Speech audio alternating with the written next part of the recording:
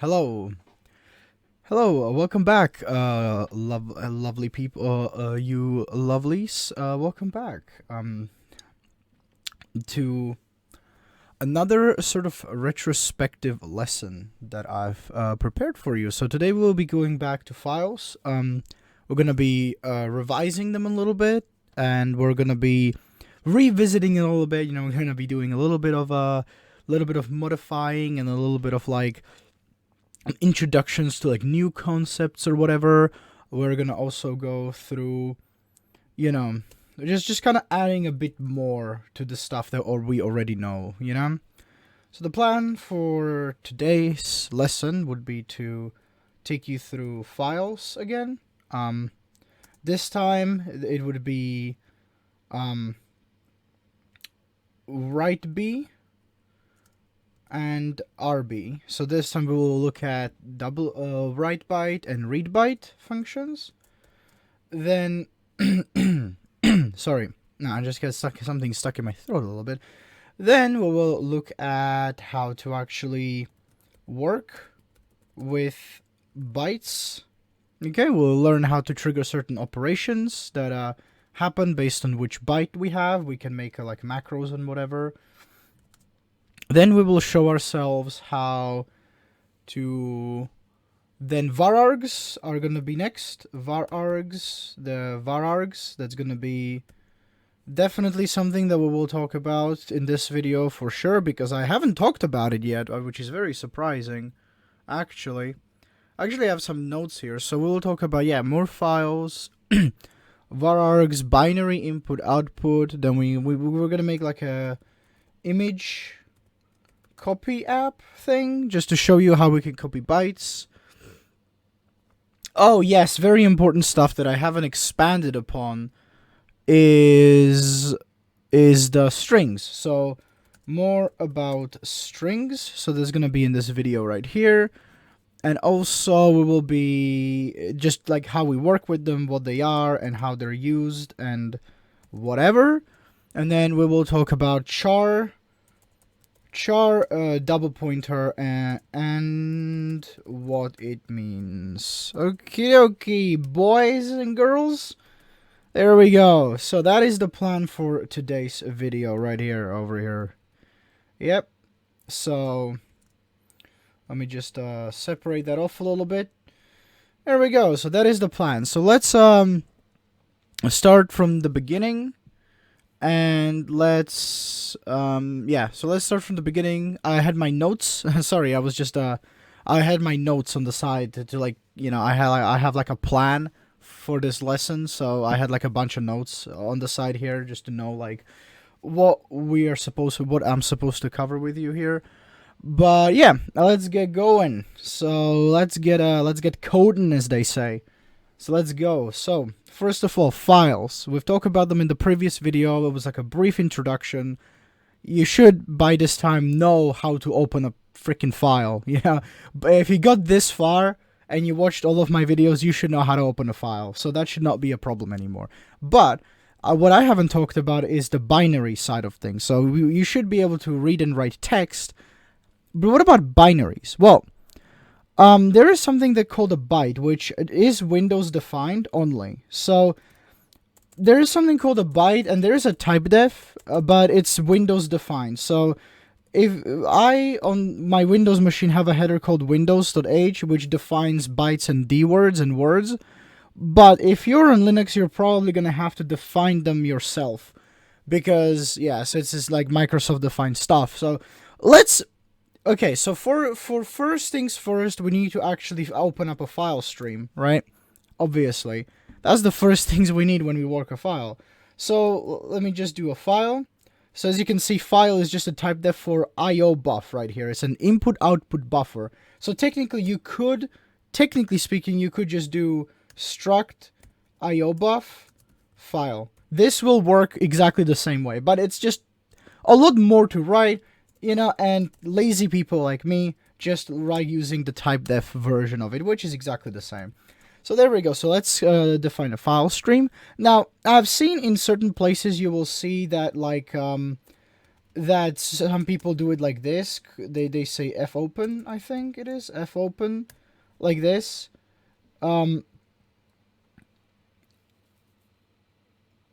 No, this is a deprecated function right here.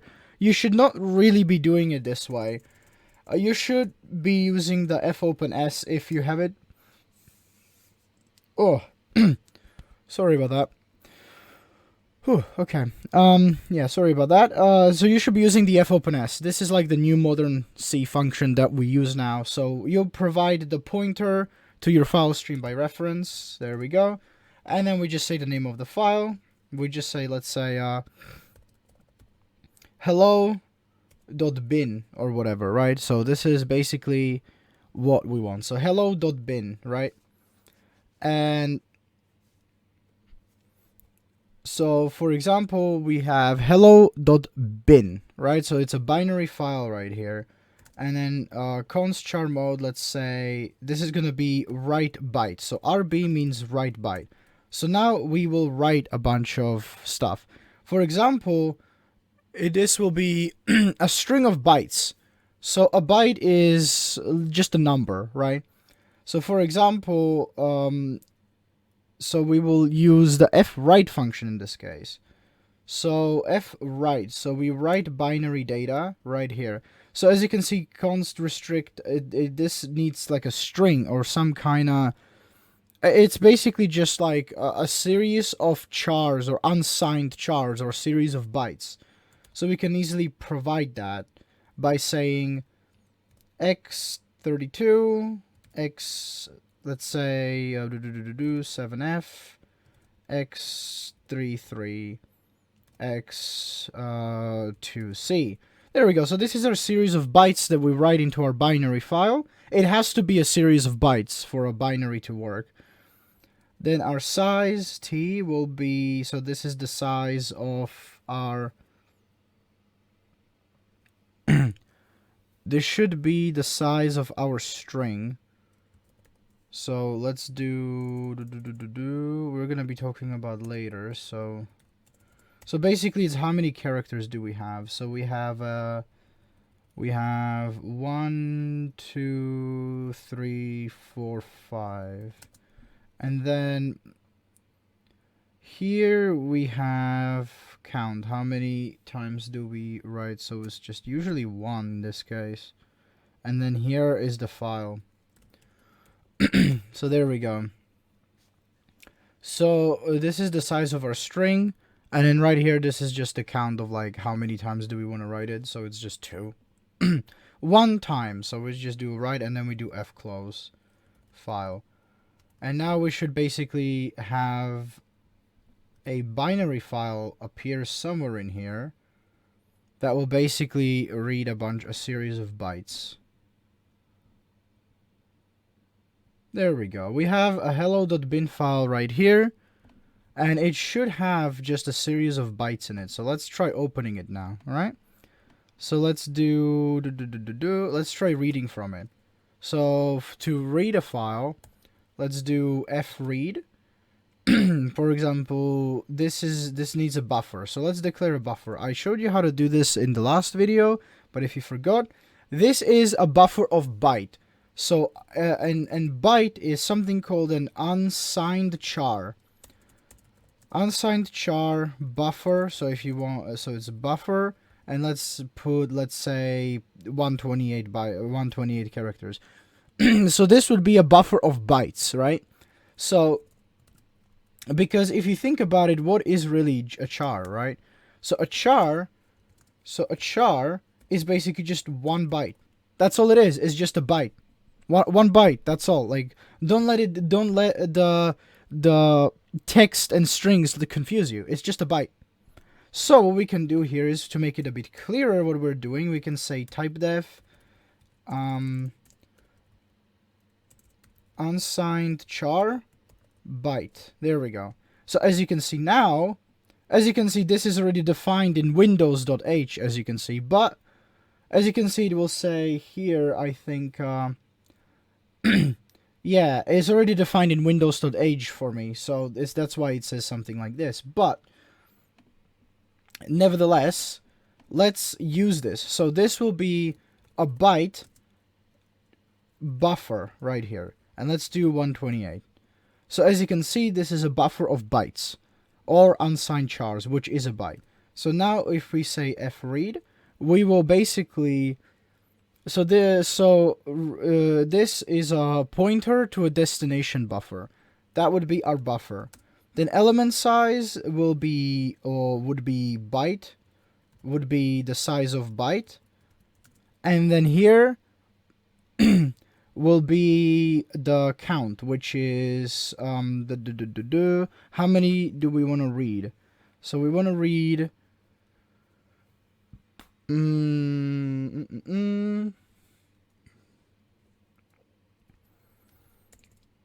so it's really just like 6. So let's put just like 10 here. Like you know, size of buffer. So 10. And then here, I think this should be a file right here. Yeah, there we go. So now we can print using the X right here. We can print our buffer. So right here, we can basically say for int I. So if you want to print this buffer right here, you can basically do it in a loop. I is less than size of buffer. Observe how I can do this, because this is a stack allocated variable right here. If this was heap allocated, we wouldn't be able to use it like this. So observe how that is correct. Now for this, we just need to say printfs, and instead of s, put x.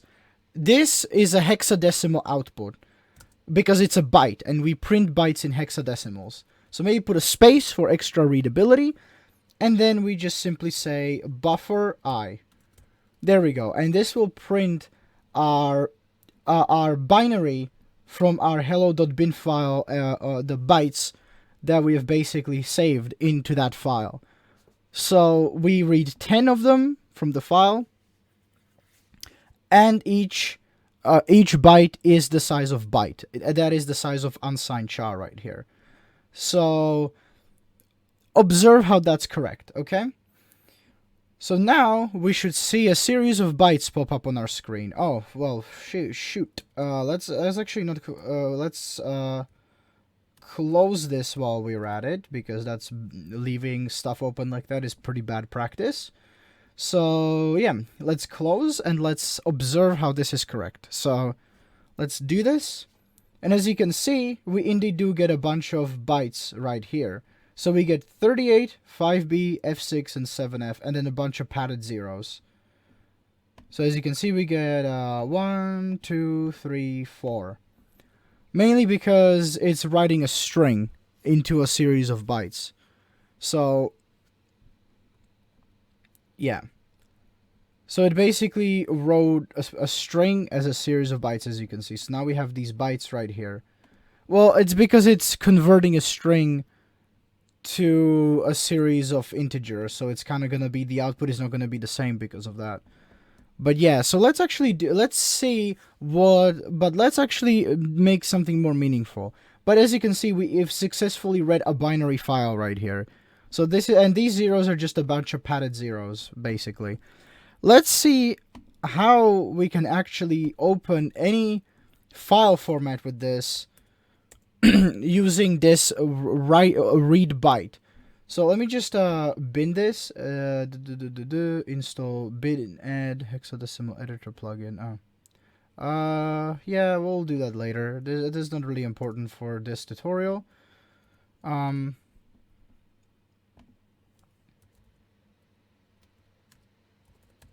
yeah, you can also do get C from stdin right here.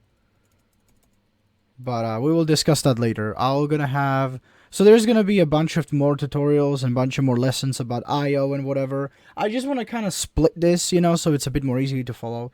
But yeah, so there we go. So byte is an unsigned char. What is a char? Is just a single byte, just one byte. That's all. So don't get it confused. Just because we use it to create strings doesn't mean that you can't use it to also store numbers. A char is basically just a single byte. So basically, just what like you tell the computer that this is just a byte, you know, that this is the size of our data type. It's just a byte, you know. For example, like 0x2f. That is the same thing as a char because it can be casted as a char. For example, the reason why. For example, if I do 0, for example, a char is a byte and a byte is a char. The proof of that is when I print the capital A as a char and use the hexadecimal output. Let me just get rid of all these unused crap. If we use the hexadecimal output, as you can see, we can convert A to a hexadecimal number of 0x41. But we can also convert 0x41 to a char,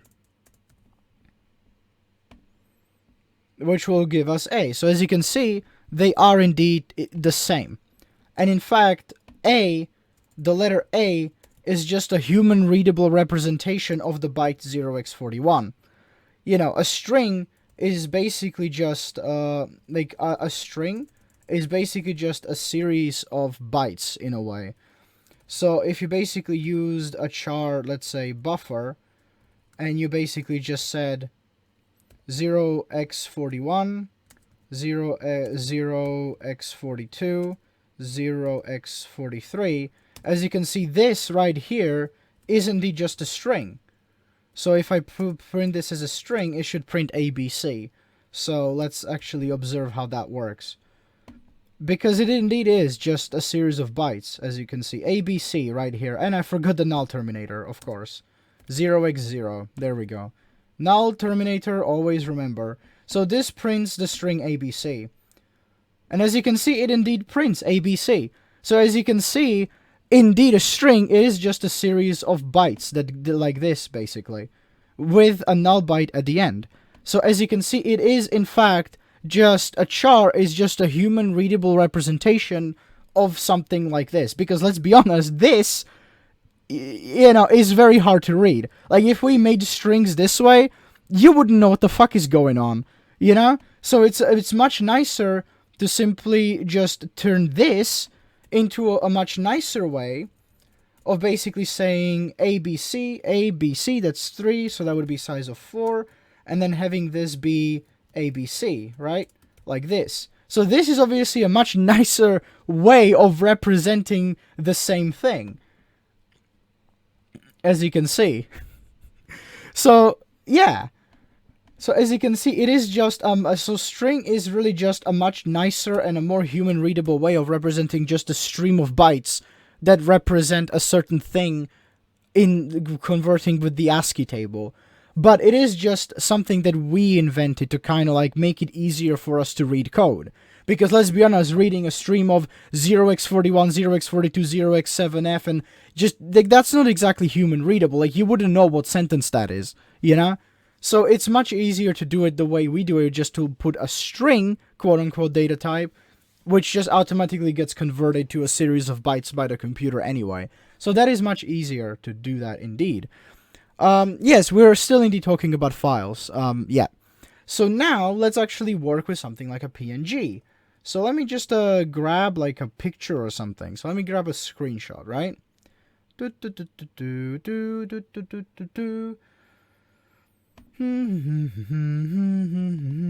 let me just grab a screenshot right here. I don't know. Let's just grab this one.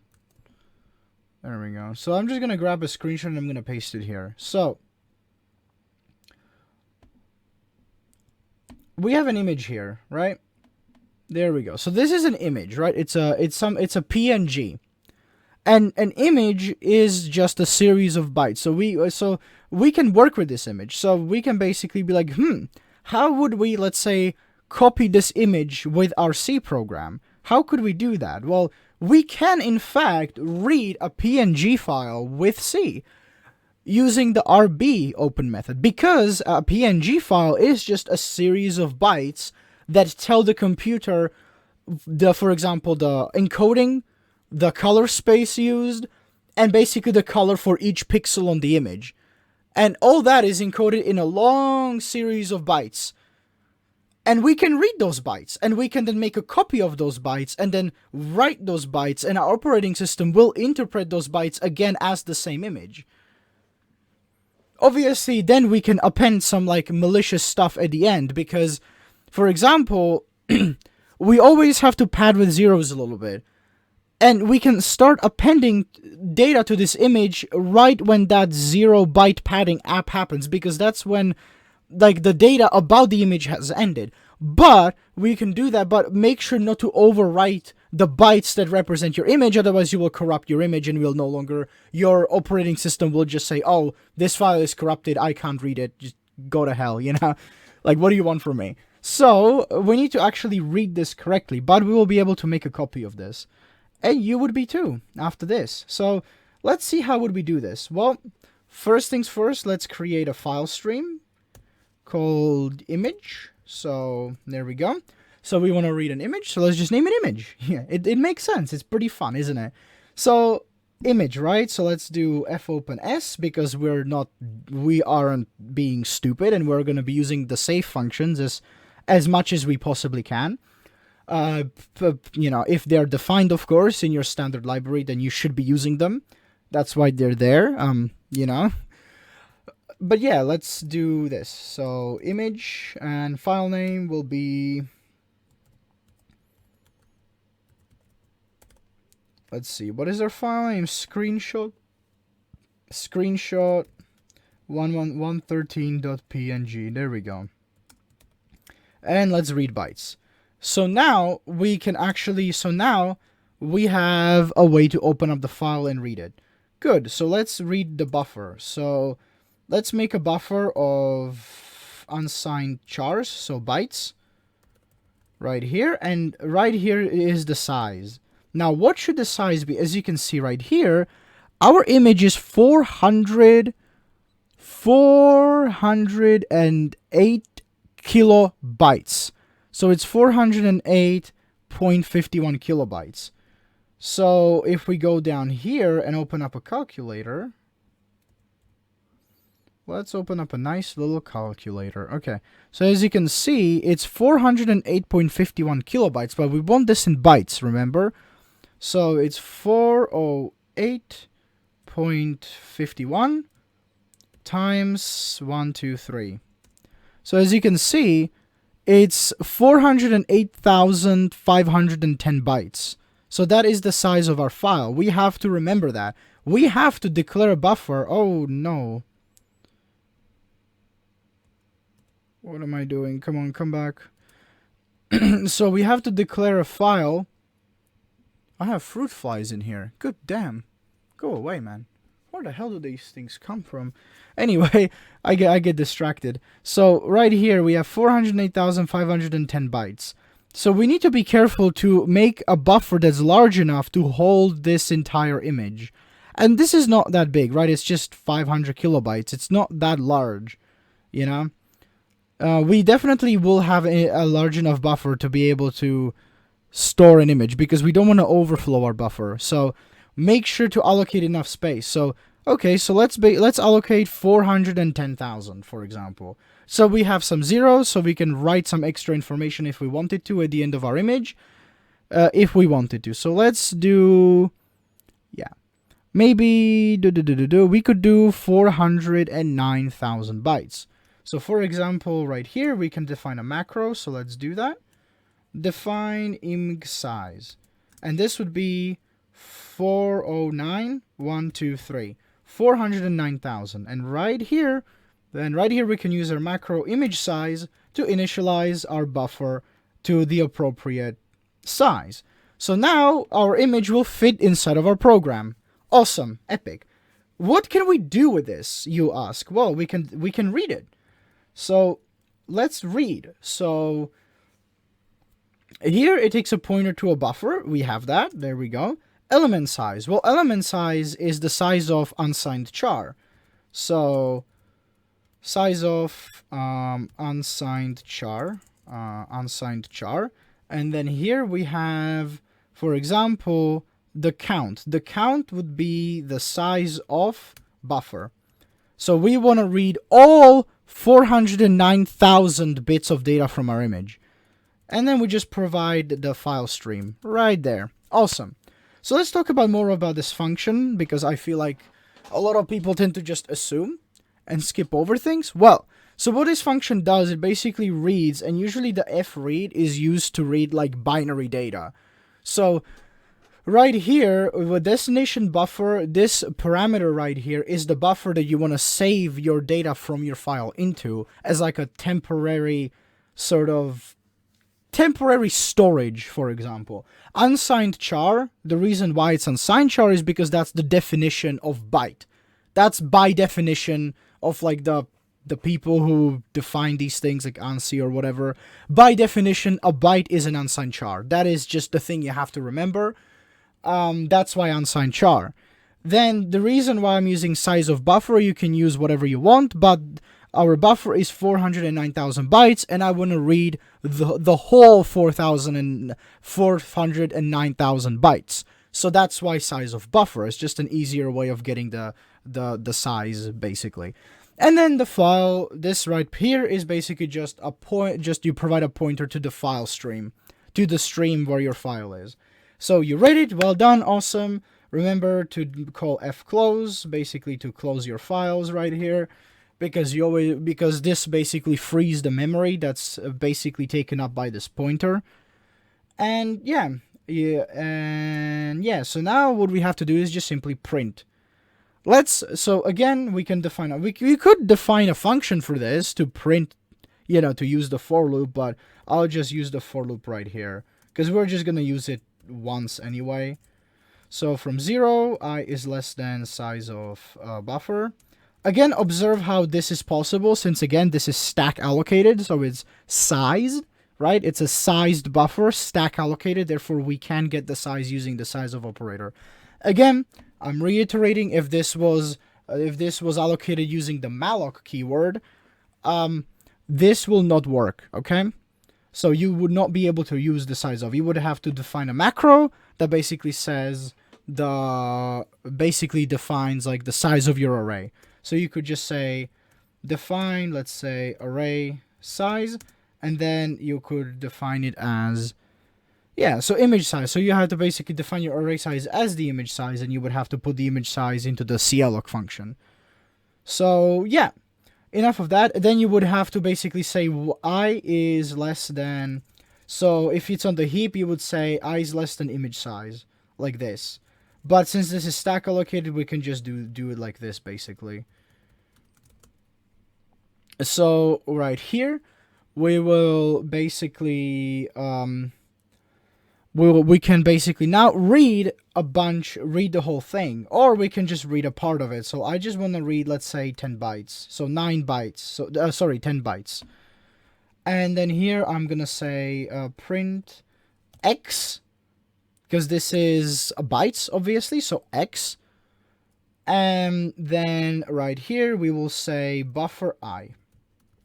Awesome. So this will basically spit out a small string of bytes that define an image, that define our image. So let's do that. So there we go. As you can see, there we go. 8954E. So there we have like some zeros here because they're probably just some zeros in there. For example, if we had like 25, so I read 25 bytes. There we go. So as you can see, we have these stream of bytes. So we have 89, 50, 40, 70, 47, D, A, 1A, A, 00D, 49, 40. So as you can see, this entire string right here contains the information about the image. So this is the information about what colors we are using, the encoding. Maybe these are like, maybe the colors of the pixel, maybe the colors of each pixels on each row or whatever. We don't really know, but that's what this basically is. It's just a bunch of bytes telling your operating system how to display the image and what to display on the image. And it telling your operating system that this file, in fact, is an image. So that's why we have to preserve all of these bytes right here if we want to copy this image, because otherwise our operating system will not be able to display it.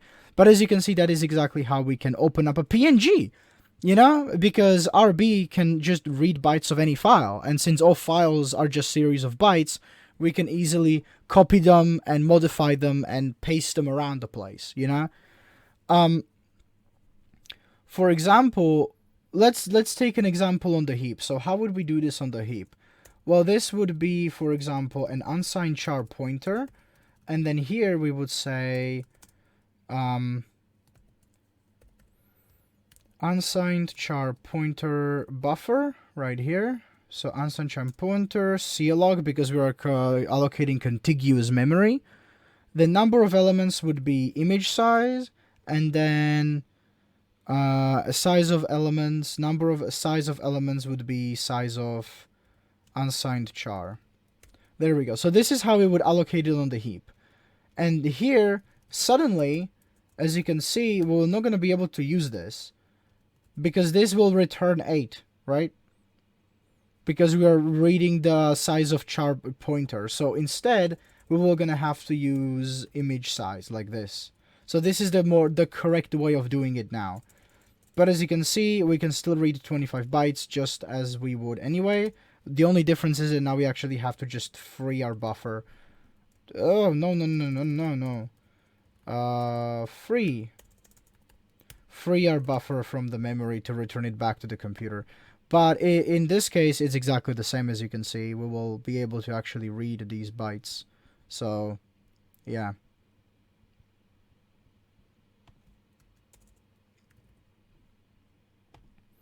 $100 right here. Yeah. But yeah, for any sense of purposes, this is very unnecessary. So just do it the way, just do it. But I'm gonna give you a pro tip. Do it like this, basically. So image size, and then basically just do it like this. This is a much better way of doing it. If you can avoid just messing around with a heap, then you should just avoid it, because you don't have to allocate everything on the heap. As you can see right here, we have a bunch of bytes that represent our image. So this is a much better way of doing it. If there is this thing where if it doesn't have to be on the heap, don't put it on the heap, okay? Put stuff on the heap only if you need to. Don't just go randomly allocate things on the heap for no reason, okay? It's not a good practice. That won't get you anywhere. You will just end up screwing yourself over. So the general rule of thumb is, if it doesn't have to be on the heap, don't put it on the heap. Simple as that. I think pretty much everyone will tell you that if you don't have to have something on the heap, don't put it there.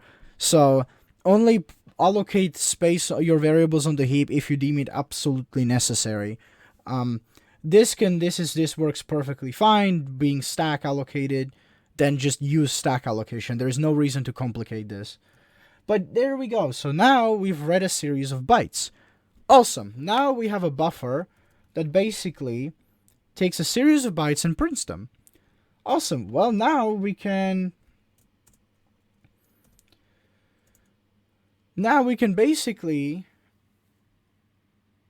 open up a new file pointer. So we can basically say file pointer ww image, so write image. So this is image writer, because we have to open a new file stream. So there we go, w image, and then test.png. Remember to keep the extension consistent. And here we will say write b. So there we go. And instead of fread, we will do write. And here it would be the buffer. So our buffer. So we will write the buffer. Size t would be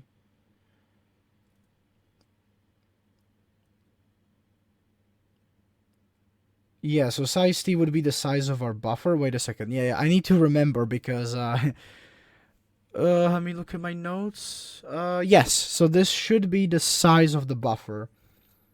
So this should be size of buffer. So what is the size of the data we want to write to our file?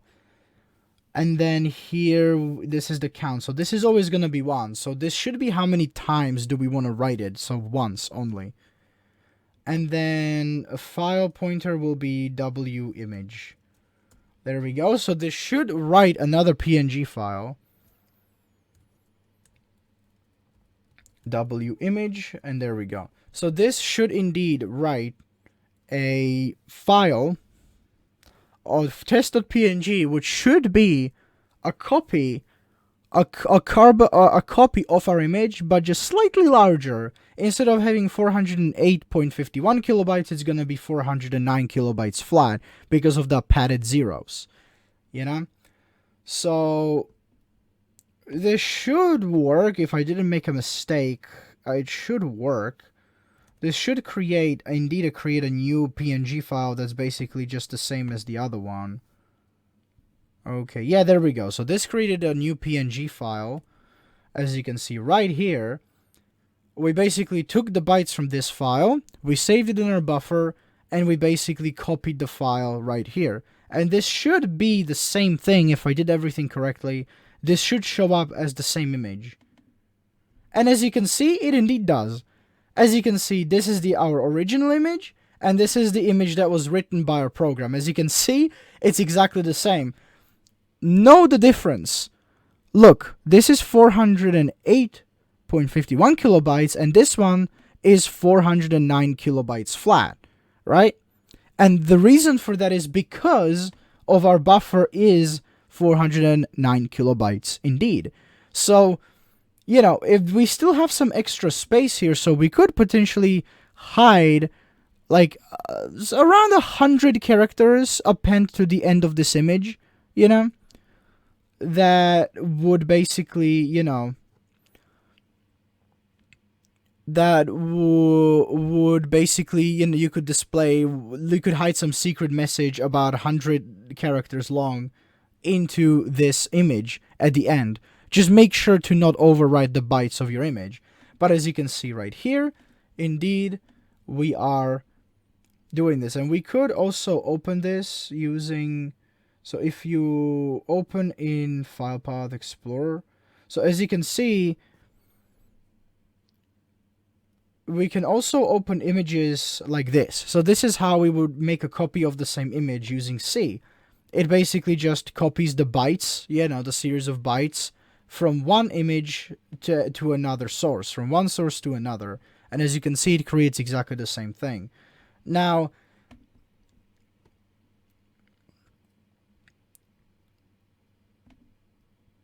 if I select this image right here and open it up using Notepad, we should be able to see something weird. So right here, if I just say open as, open with, yeah. So open with, choose another app.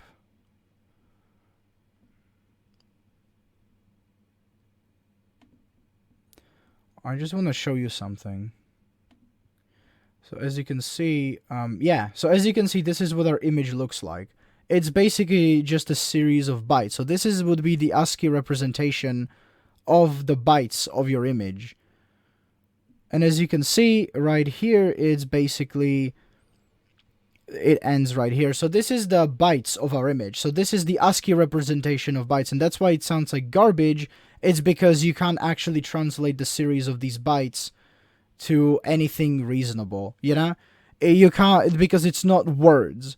So it's basically just a bunch of bytes, control bytes, essentially, is what they really are.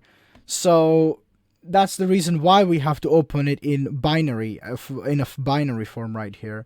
That would be the only way that we can actually make the copies of this image. And as I showed you previously when I printed it, the 7F, like those bytes is what that is trying to do, is trying to assign a character representation to those raw bytes. You know, those raw bytes that I showed you earlier. So that's exactly what it's trying to do. It's failing because an image cannot be translated to any meaningful sentence because it's just control bytes. It's just a bunch of bytes to tell your computer that it's an image, how to display it, what the color spaces and size, and like all of these things. So it's basically just a bunch of series of control bytes, and they don't mean anything in plain text.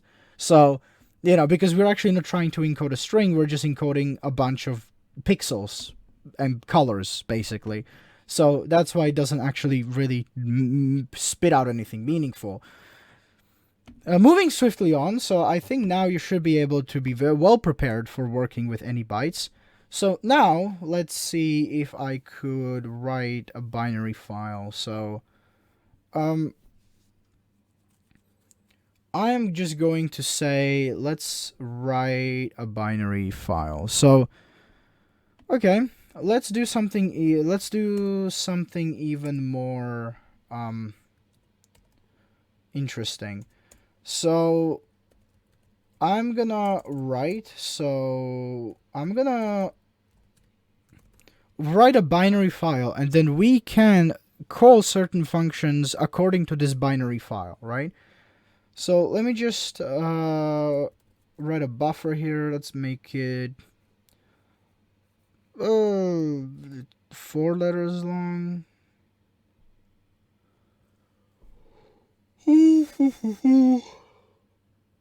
Yeah, I guess 4 letters long. Oh, sorry.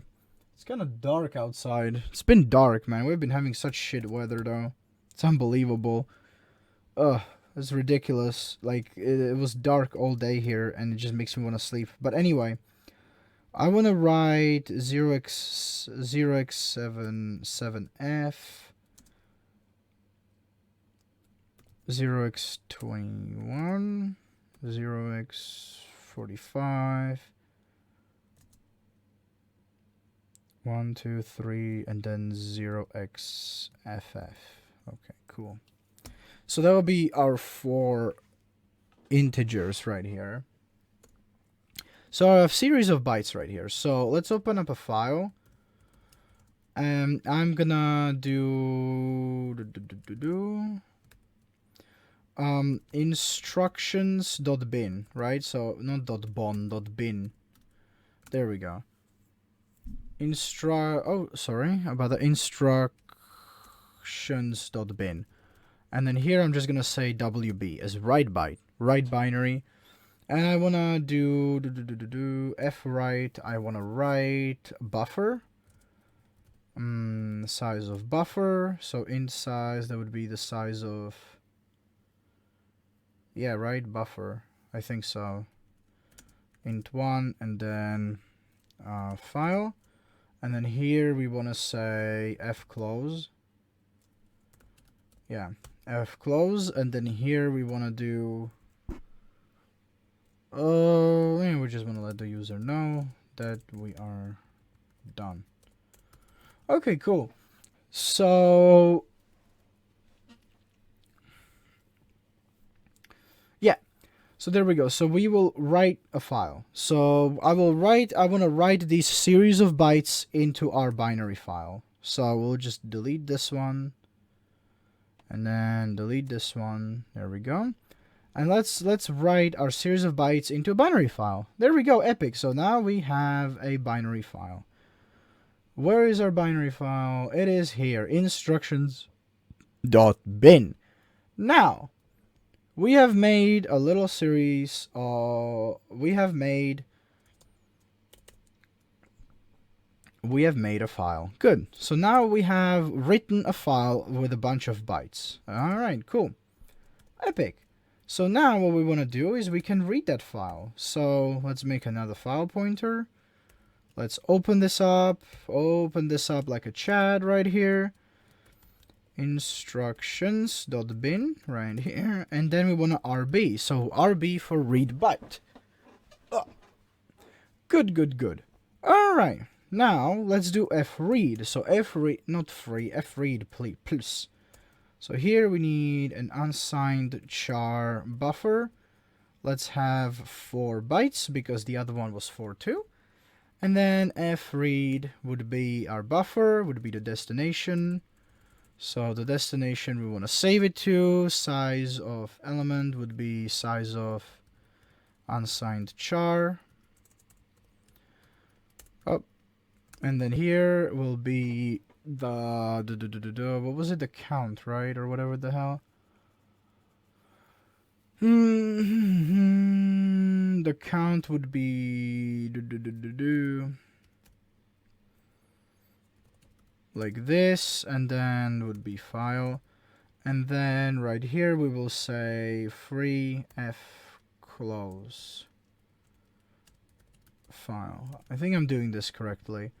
And here we just want to say for int I 0, I is less than size of buffer, I plus plus, and then here we just want to do print out in hexadecimal buffer I. There we go. So, oh, I am debugging this. There we go. So, as you can see, it will print our program. There we go. 7F2145FF. Awesome. 1, 2, 3, 4. Good. Isn't that jolly good? So there we go. Let me just add a little new break. There we go. So as you can see, it printed out our series of bytes. 7F2145FF. So these is just a bunch of bytes. They don't really mean anything right now, but we're going to give them meaning. So for example, we can do something. We'll just do something simple. I don't really want to overcomplicate this because we have so much more to cover. I'm just gonna show this to you that this is possible, and I want you to figure out. I want you to build up on this yourself. So 7F2145FF, right? So those would be your bytes. We can make things. For example, we can make our program do things with this. So for example, we can write a function. So let's write a function that basically reads. So void read, so we can say print bytes. This will basically take in a buffer, so it would be a const unsigned char array, a CLPC array,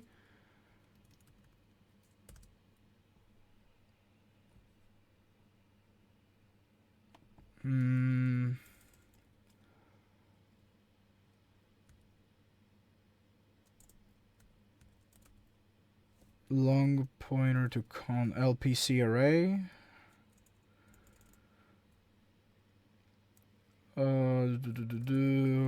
which is buffer. There we go. Long pointer to constant buffer, LPC buffer, and then here we will need. It's a U pointer to const buffer, not an LP. It's an UPC buffer, not an LPC buffer.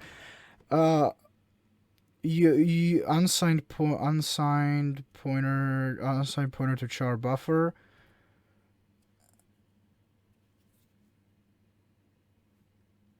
And then here I want to do, so it's a const unsigned char pointer. And I think I also need to pass the size. So let's just do const int length.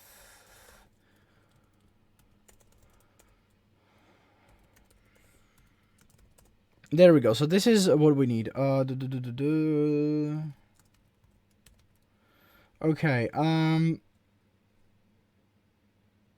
Do we need to restrict there? Probably not. Let's just leave it like this for now. Okay, so for int I, so that we are gonna be printing here. Int I is less than length. Remember, if you're trying to pass in array, so this signifies an array, you need to pass the length separately. I plus plus, and then here I want to say print fs. Yeah, I think this is good enough. So this is UPC buffer I. Since this is print bytes, we're gonna be printing in hex format.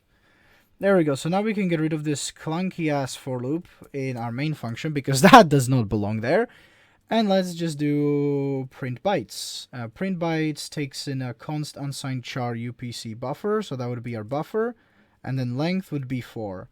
And then here we will see that this indeed prints our function just fine. So there we go. As you can see, right here, we have indeed same has been printed. So yes, our function works correctly. Awesome. Great. So the reason why this is const is because I wanted to make this array read-only, because we're not going to be assigning, and it just makes everything a little bit faster. So, you know, it can be const qualified because we're actually not assigning anything to this array anyway. So we can declare this as a read-only array because it is. In this function, it is treated as a read-only array because we only need to read from it. We don't actually have to write anything into it. So that's the reason for that. So let's do... Okay, so now we have a function to print our stuff. That's awesome. Let's now create maybe we can now define a certain actions. So for example, we can,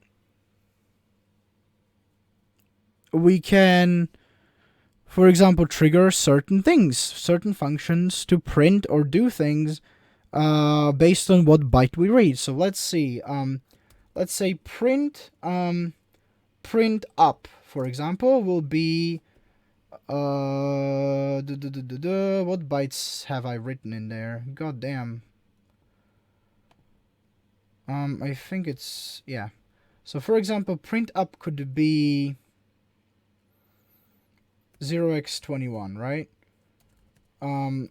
Print down would be, let's say, 0x 0x22.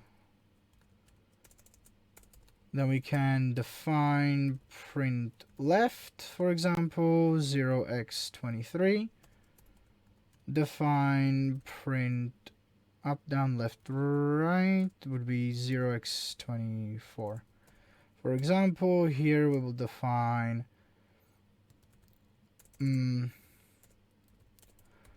print dog, for example, could be 0x7f. 7f, and then define EOF, define user EOF because we don't want to overwrite the stuff.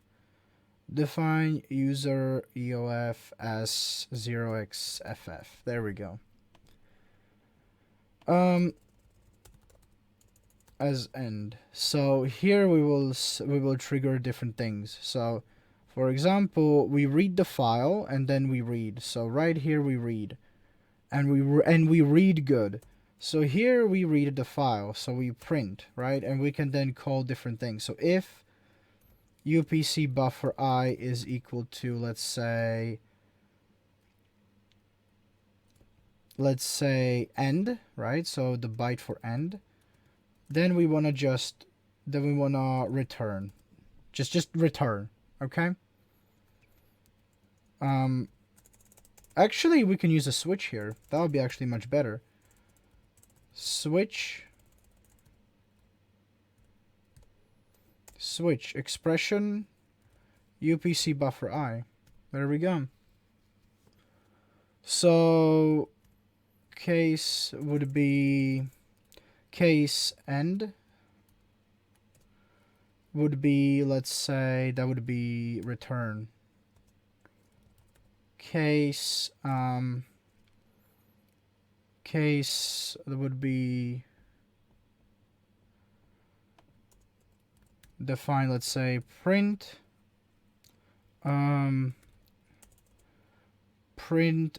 push, let's say. We're just gonna example, so 0x45, for example, would be push some data or whatever, right? So let's say if it's print push, we wanna, let's say, print push data to array. There we go. Return. Case print dog, for example. So print dog. Let's print here is a random dog. There we go. Return. Case let's say print up, print you are now looking up. So what this is we are basically parsing through the file. For example, we are reading a byte right here, and then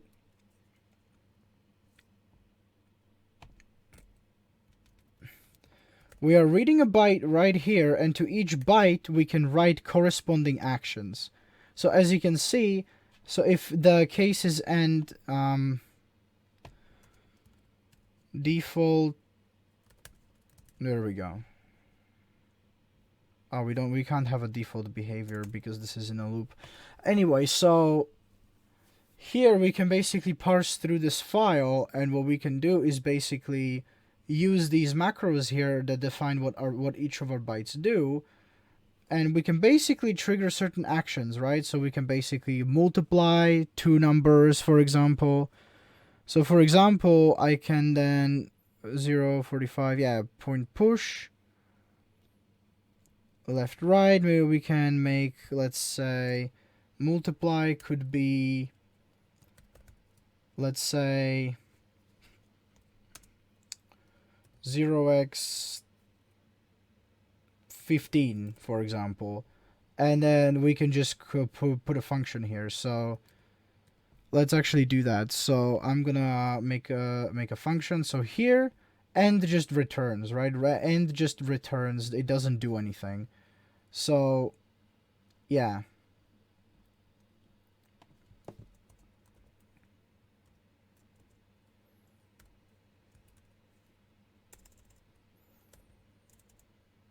We don't really have a label here, so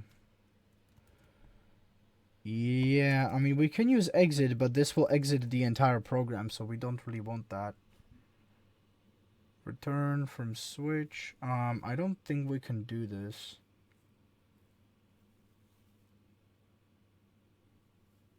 We basically want to like return from the function. This returns from the switch statement. So we are a little bit too deep. So we need to put this here. So we need to put a statement here. So if upci equals end, then we just return. There we go. So yeah, this needs to be at the end here like this because we want to return from the function. This just returns us from the switch statement. So there we go. So yeah. So for example, if the end byte would be in the middle of a file, this function would stop reading when it re-encounters the byte 0xff, for example. So as you can see, if I run this file, then it will basically print some stuff.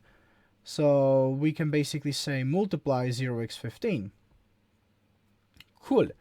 So now you would see that it basically prints some weird stuff.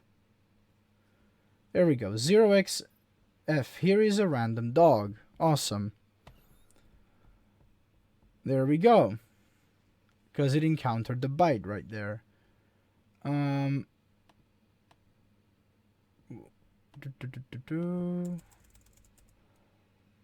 If we do it like this, then this will fall through, so that's not very good.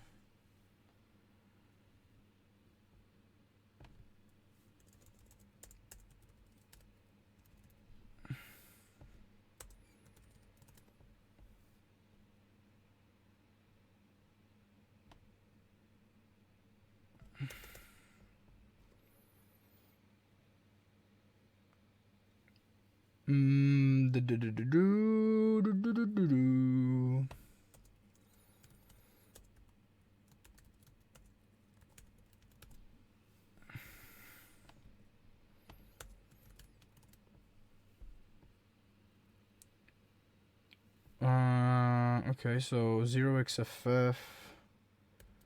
Yeah, so as you can see, it will print, so it will call different stuff. As you can see right here. So, as you can see right here, I'm just gonna say print print as EOF and return.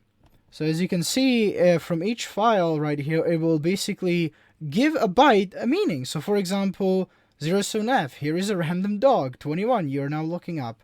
45, push data to array, and then FFEOF, done.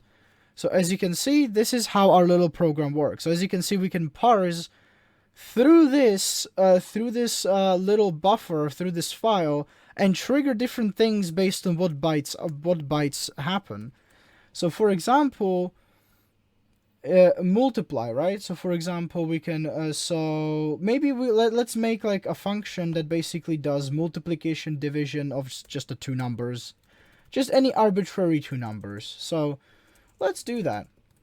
So the continue has to be there because we are in a for loop, and I kind of forgot about that. So this returns from the function completely.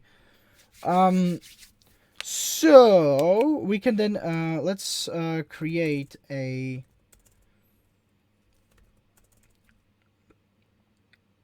what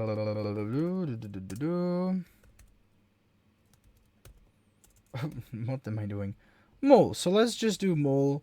And this returns 2 times 2. There we go. So there we go. So mul 0x15.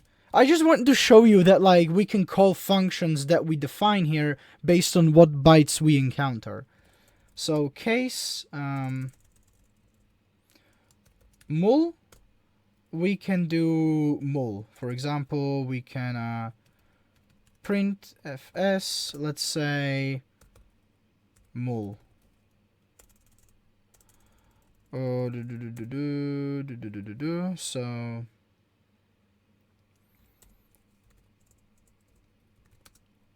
int res equals mul. Oh, I can't declare anything here. Okay, so let's just do. Can you not declare stuff instead of a case? I don't think so, right? Expression, expected expression.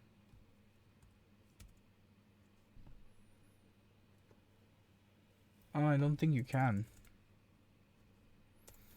Yeah, so then we have to just declare it here. We can just override it. So int result, and just let that be uninitialized, and then here I can just say result is equal to mul.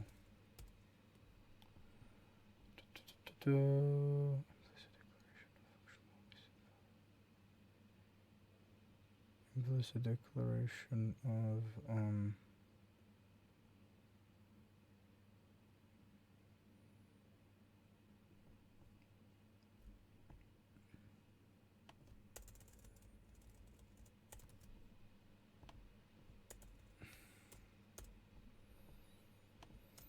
oh fuck.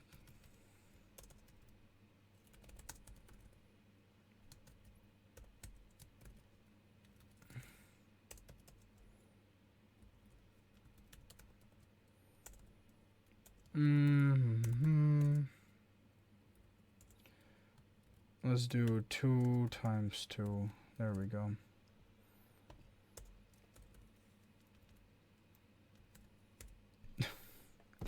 Yeah, okay, I'm just being dumb. Alright, so make sure to declare your functions above this function, okay? There we go. Jesus freaking Christ, man, I'm such a dumbass. Sometimes I have brain farts, sorry about that. So we can print mul right here. Let's have another. So how many bytes? So we have 021. So let's define div, which would be 0x21. So let's do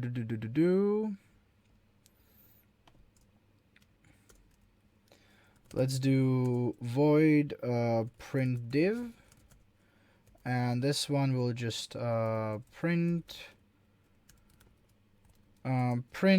2, let's say 10 divided by 2. There we go. just a little integer right there. So let's do case div right here, print div. Awesome. Good. I need to put continue here, and I need to put continue here because we want to continue scanning the file.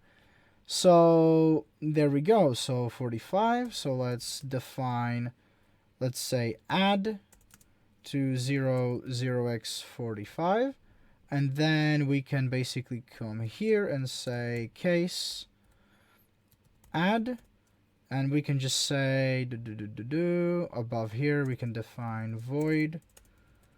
So void print add, and then this one just prints, let's say 2, let's say it does 10 plus 12, for example.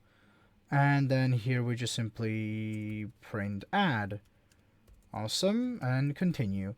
So there we go. So now we have all this stuff.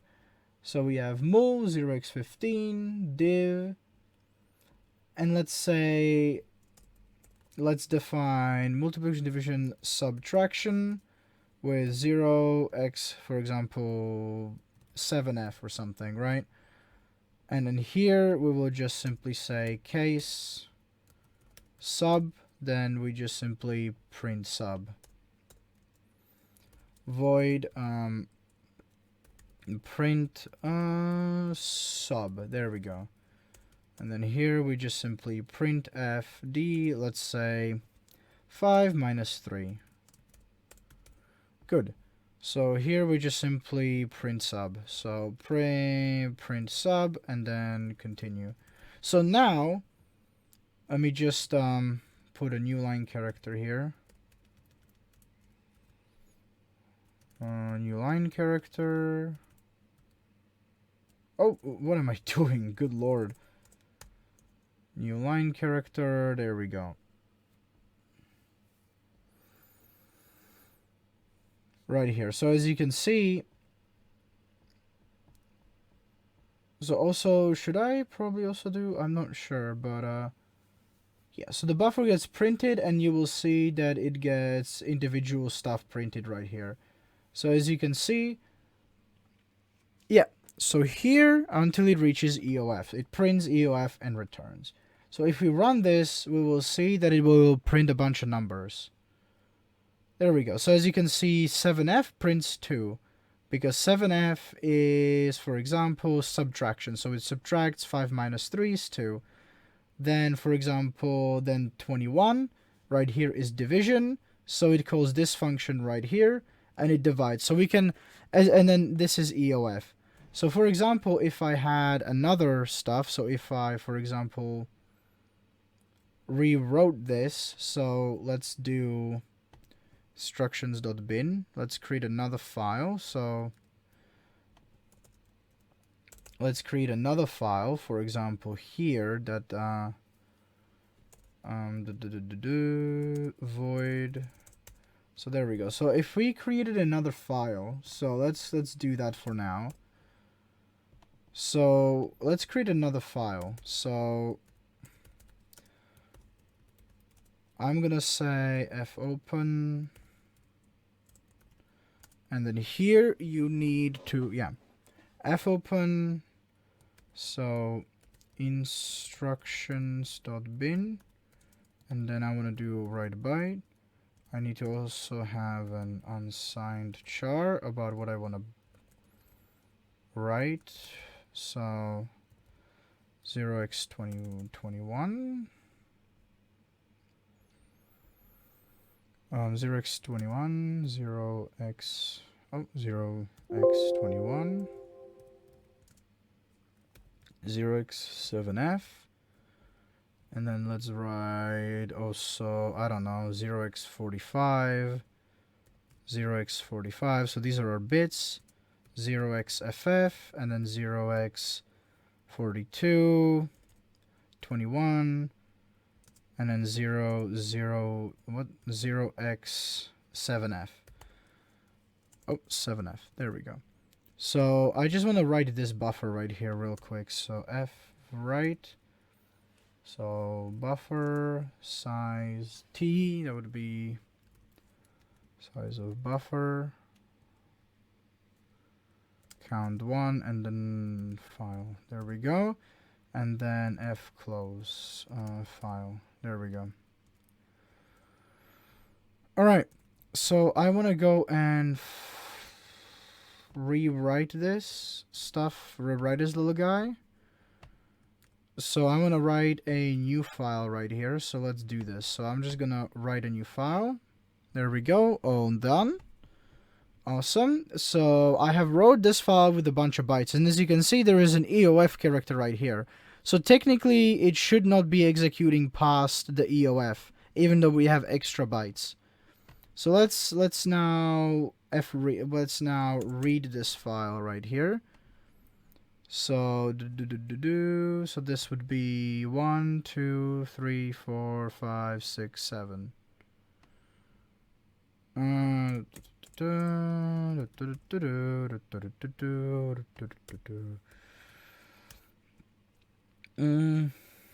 Buffer element size, that would be size of unsigned char, and then size of buffer, and then file. Okay, cool. And then we just do f close. F close file, and then we just do print print bytes buffer, and then 8. Awesome. Okay, so here we simply just print the bytes, and then why would I declare the invariable res here? What am I doing? Anyway, so now it should technically return from the function when we hit the EOF. So it should just kick us out from the function. So it should basically parse the file, call these different functions based on what the file is in bytes, and then basically print the instructions that we put. There we go. 5522 EOF. So as you can see, the 2 bytes after the FF right here are not printed, because that's what we decided in this our weird program that we've created, this our weird like assembly thing.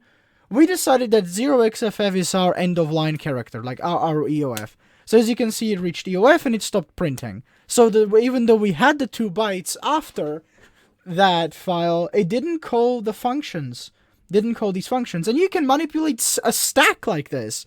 So, you know, go ahead and implement the stack in C, and then create your own little .bin file over here, and then parse through it, and, you know, have the little stack do things based on what bytes you read from the file. You can do that. You know, it's like, that's exactly what you can do. And this was just like, so the reason why I did it like this is just like, it's just a proof of concept, basically. I just wanted to show you that this is a possible thing in C that you can do. And now it's up to you to actually take this a bit further. I just wanted to give you the foundation. It's up to you to do something more about this. Okay, there we go. Epic. Let's go. Awesome. So that's done out of the way. That is a pretty big topic right there. Pretty massive topic. So the video is still not over, by the way, so get ready. This was just the first little chapter I wanted to cover with you. So there we go. So that would be the files, write and read byte. So this is done. Oh, done. There we go. So this is done. Working with bytes, this is done. And varargs, now we're moving to varargs. Image copy app is done. So we actually knocked it out of the park. More about strings, char pointer, and what else do we need? Char pointer and what it means. Okay. Varargs. So, varargs. I didn't actually want to talk about varargs today. That would be like a new topic, so trash this one. I wanted to talk about the strings and char double pointers. So,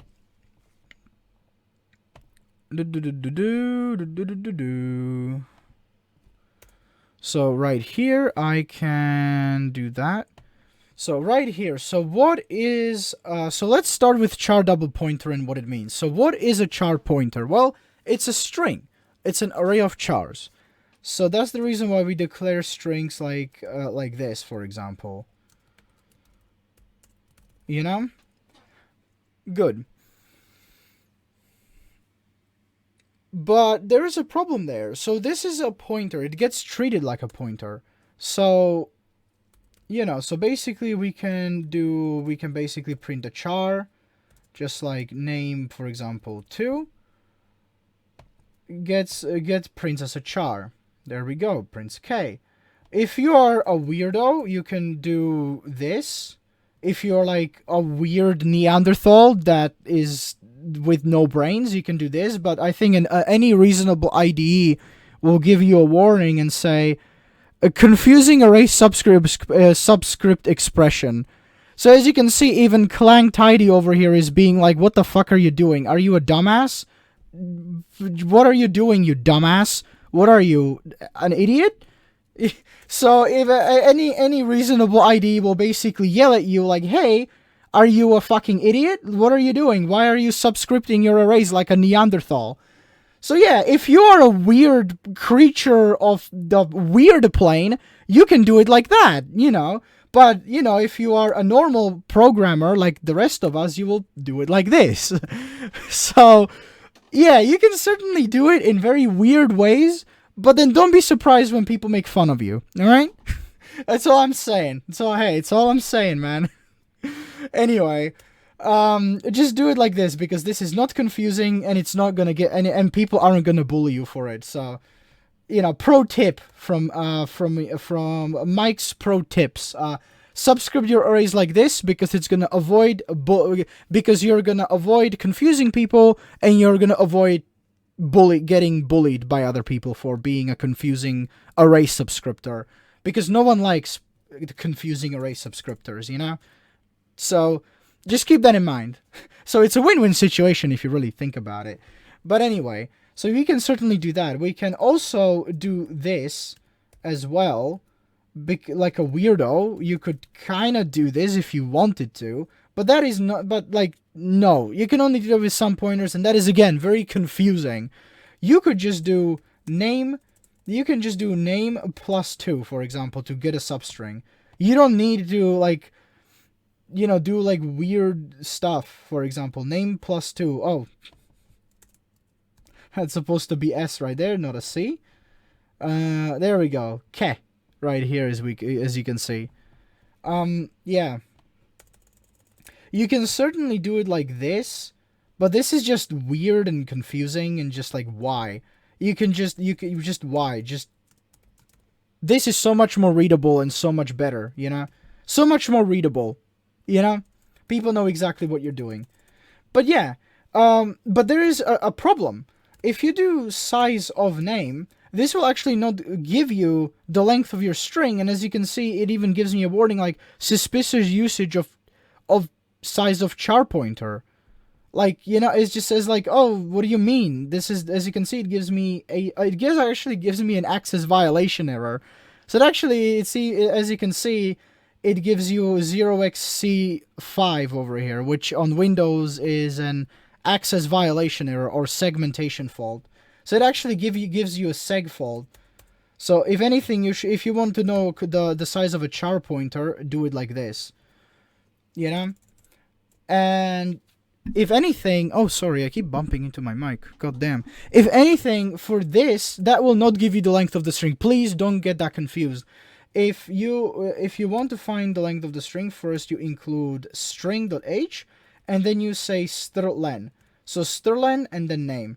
And this will indeed, and this gives you an unsigned, it gives you a size t. So it returns an unsigned integer.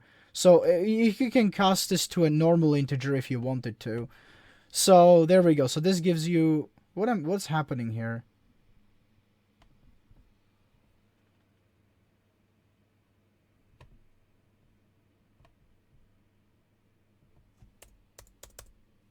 Why is this being weird? Is there something weird on my system?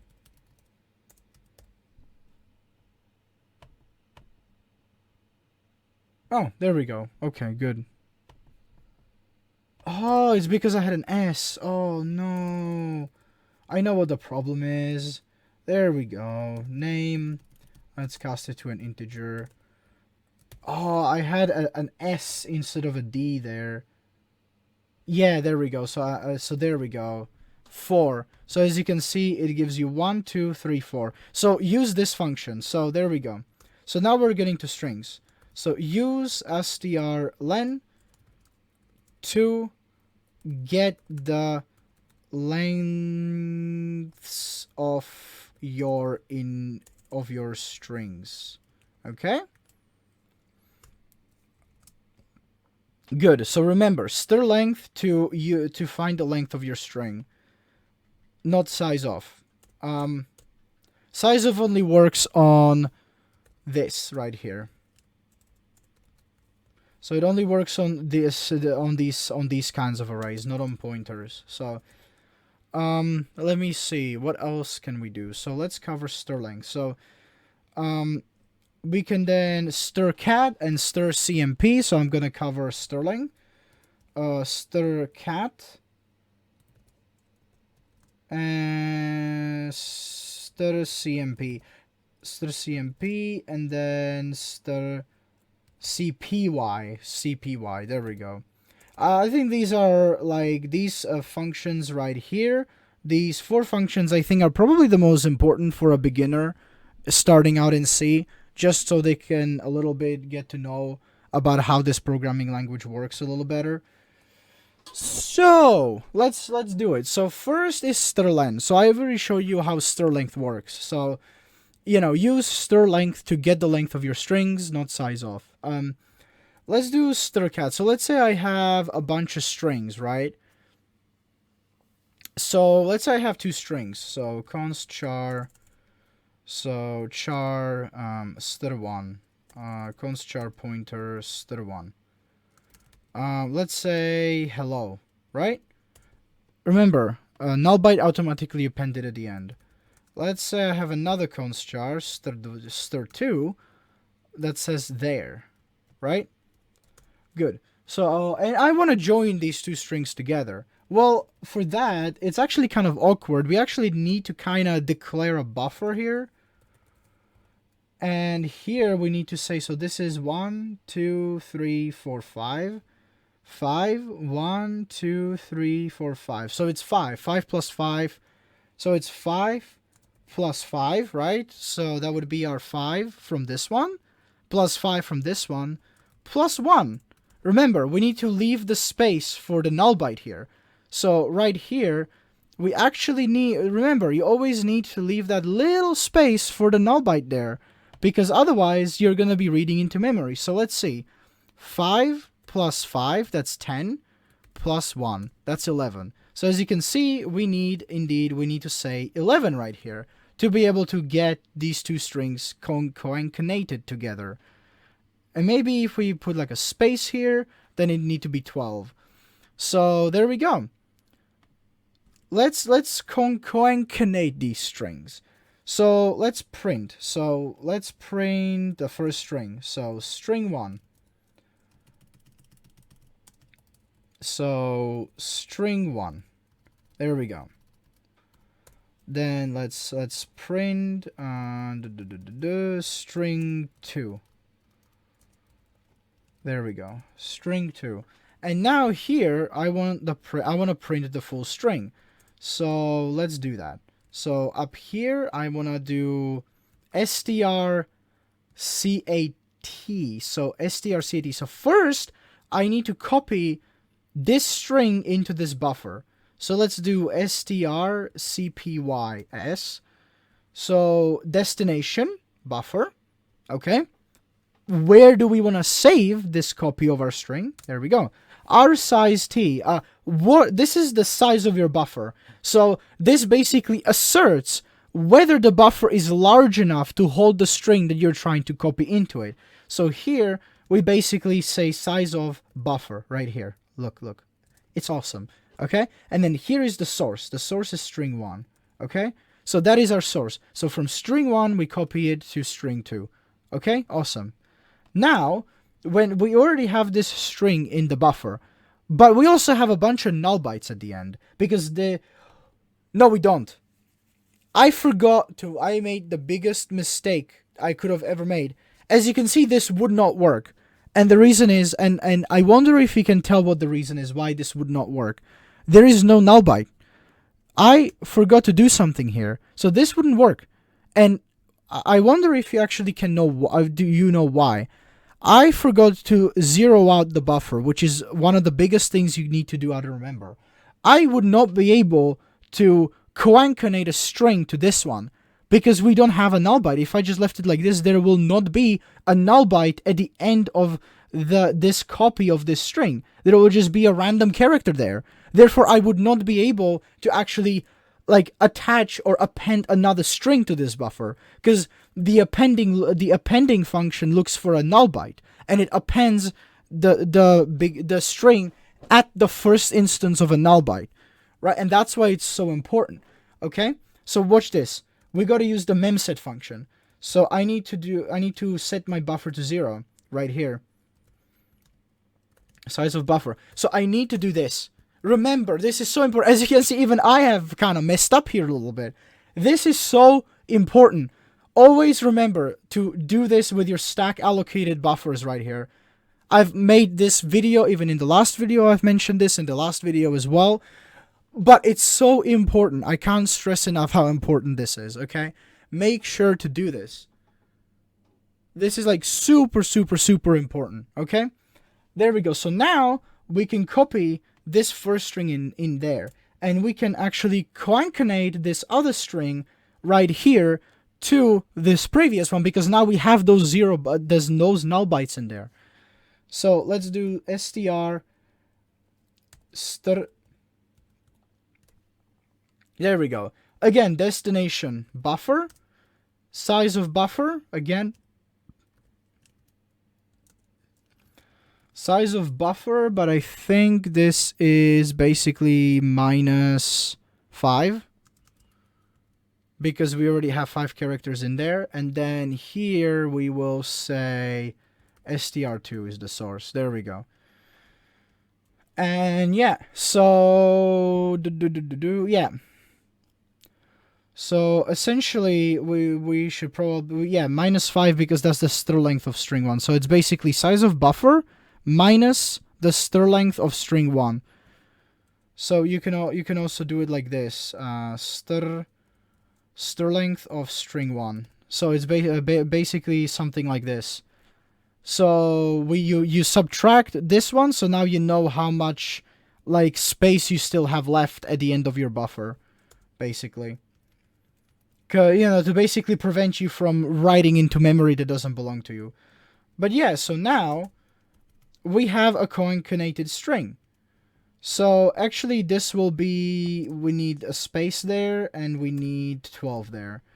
So now let's actually do this. So let's print the whole string. So let's print the whole string. So joined string right here.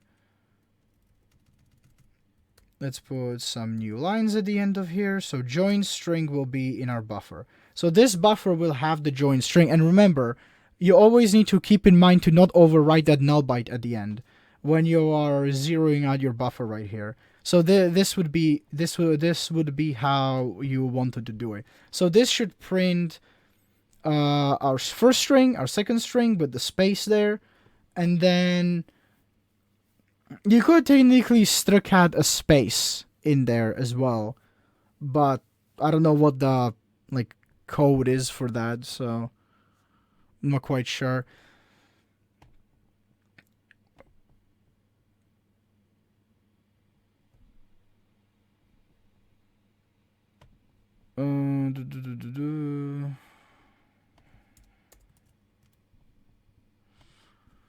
Didn't throw an error. Let's see. I mean, it should be 5 minus 12. It's 11. Yeah, buffer. Yeah, this should work. Stricat. strcat, or be size of buffer right here, string, hello. Yeah, I think this should work.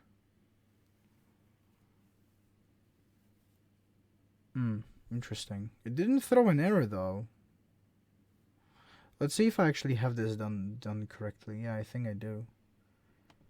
Yeah, strings are an ass. Yeah, there we go. Hello there. So it was the space there that kind of messed it up. I think you can I still do the int thing?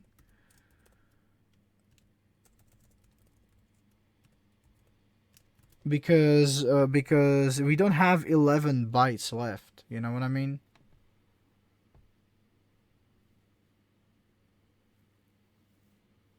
Ah, I see. It doesn't match up.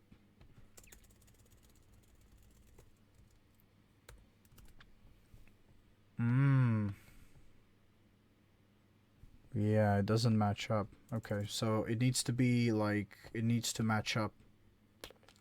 Yeah, there we go. Alright, good. So here, I think it probably does some calculations by itself.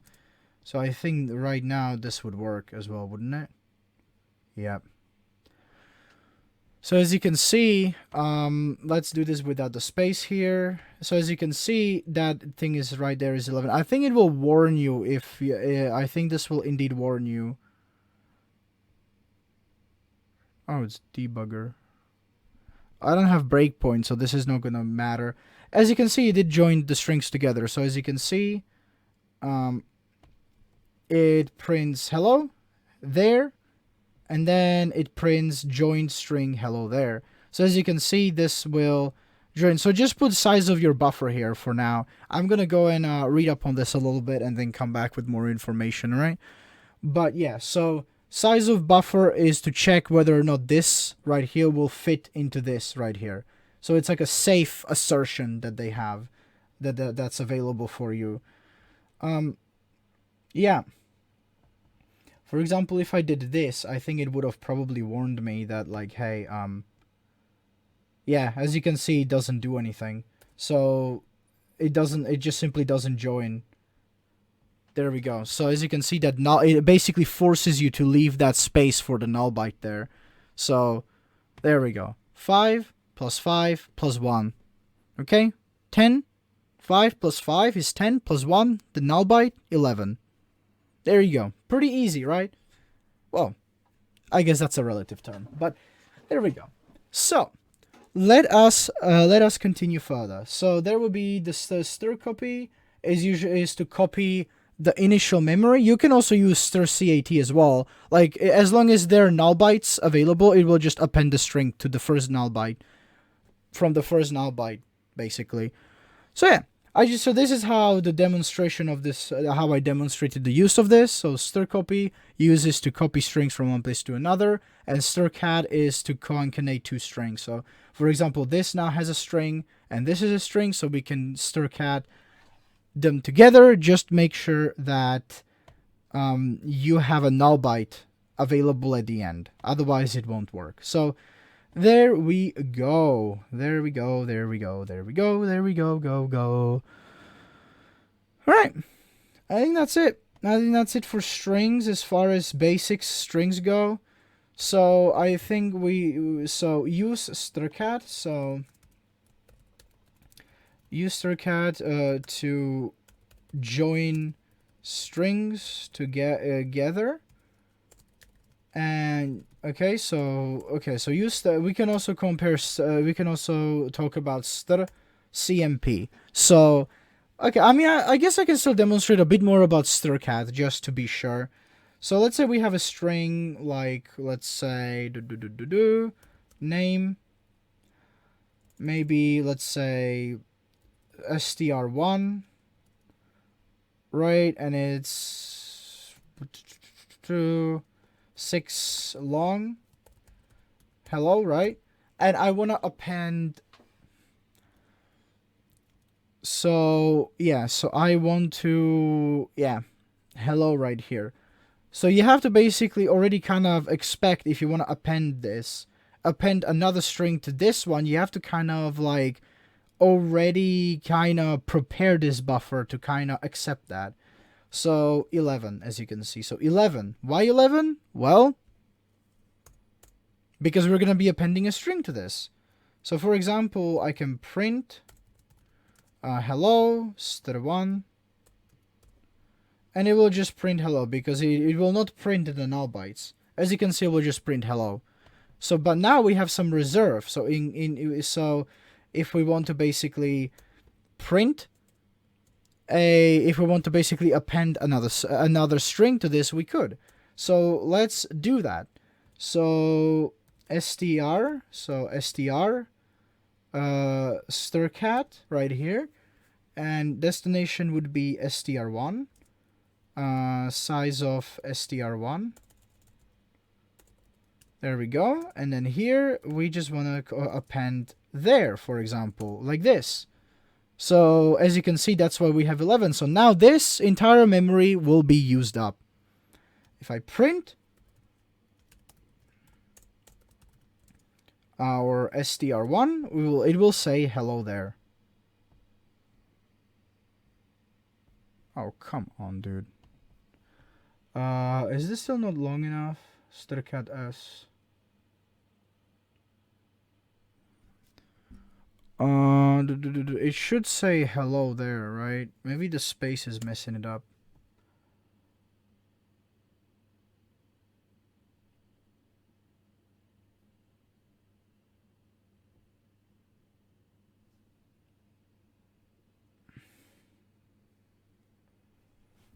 But it shouldn't matter.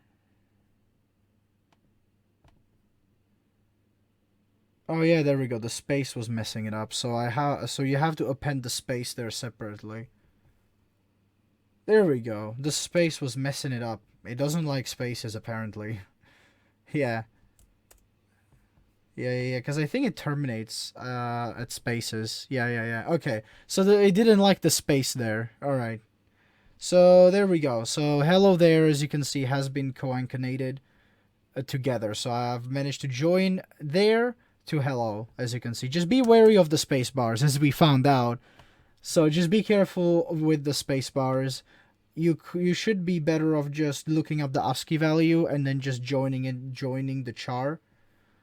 Chars can be joined by I think just simply doing plus equals, I think. Yeah. I mean, I could technically do it like this, I guess. Oh no, it really doesn't like those fucking space bars, does it? Jeez, man. I think you will probably need to do some char appendings. You can probably append it as a char, most likely. But I don't know what the ASCII value for a spacebar is. Anyway, well, the thing is that a lot of the functions in this library I'm using use spacebars as delimiters. So that could be a problem. That could probably be the issue there. But anyway, so as you can see, that is how you use strcat. Just be careful with space bars. There we go. Awesome. And we do strcmp. Well, what does a strcmp do? Well, what the hell? Well, let's say I want to compare two functions, right? Oh, two strings, sorry.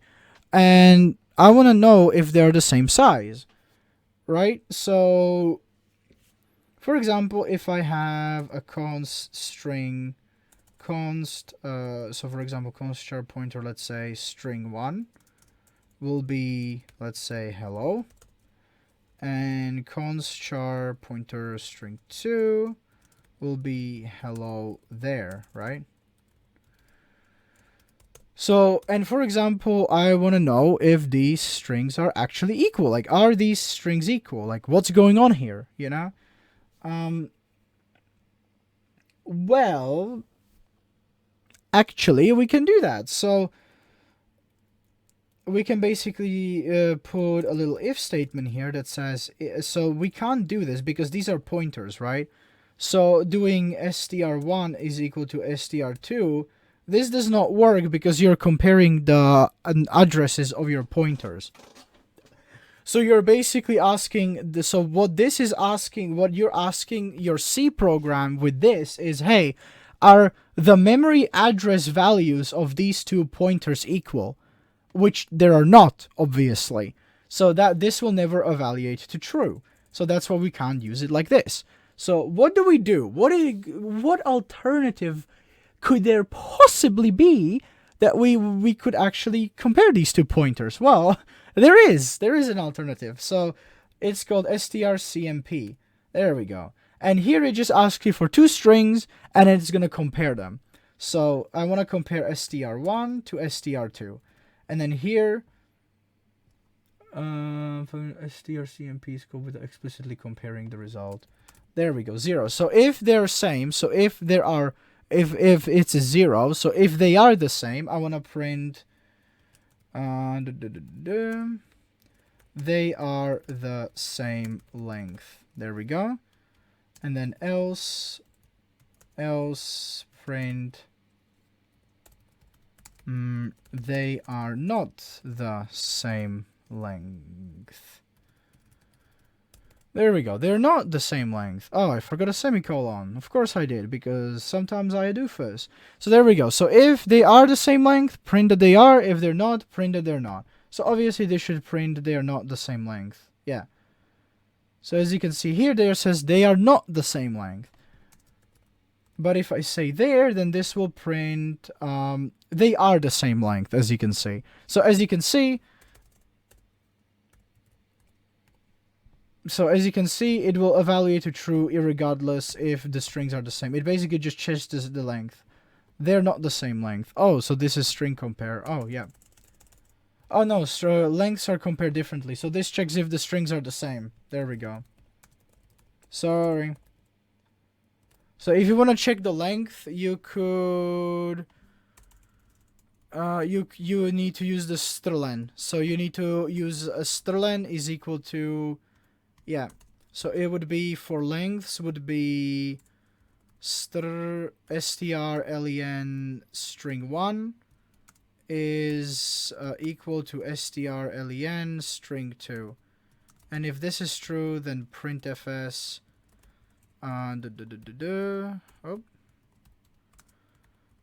they are the same length. There we go. Length. Else just print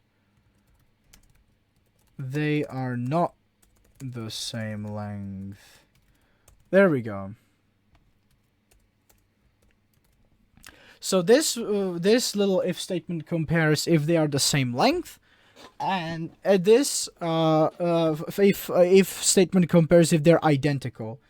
So as you can see, let me just put new lines here because it will make it a bit clearer. So there we go.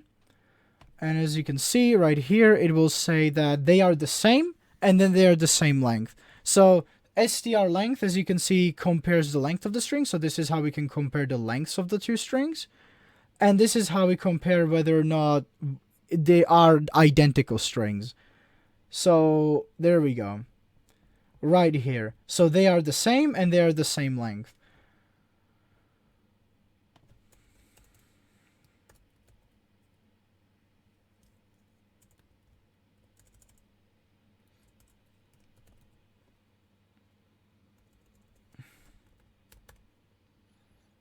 Bean.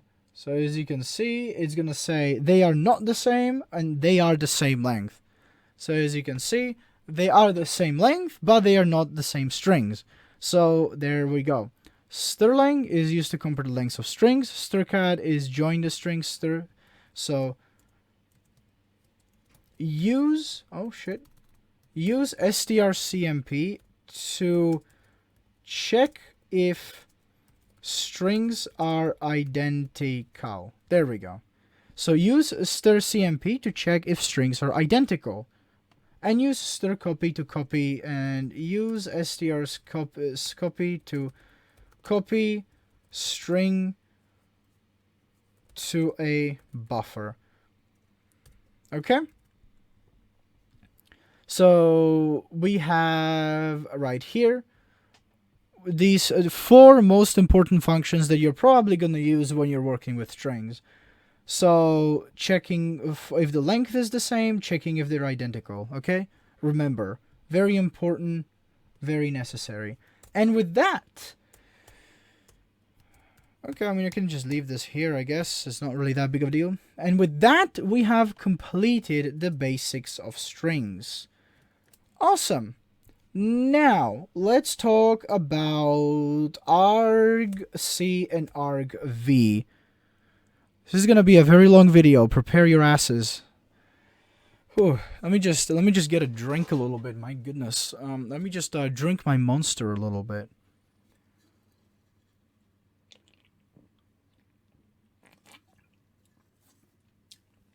Ugh. Sorry, but I really had to take a bit of a drink there because my God, I've been talking for like almost 2 hours now. Imagine my throat is so freaking dry. Okay.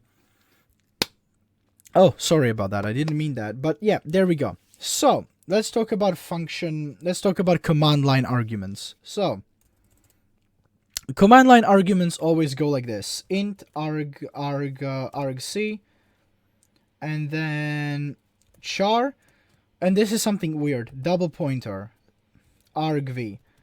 So, why double pointer? What is a double pointer? What the hell is going on? So, you can declare two-dimensional arrays, but we are going to talk about them in another video. This video is already long enough. Two-dimensional arrays and working with 2D arrays is going to be a topic for a next video, so just stay tuned for that one. But what this is, it's basically a two-dimensional array of sorts.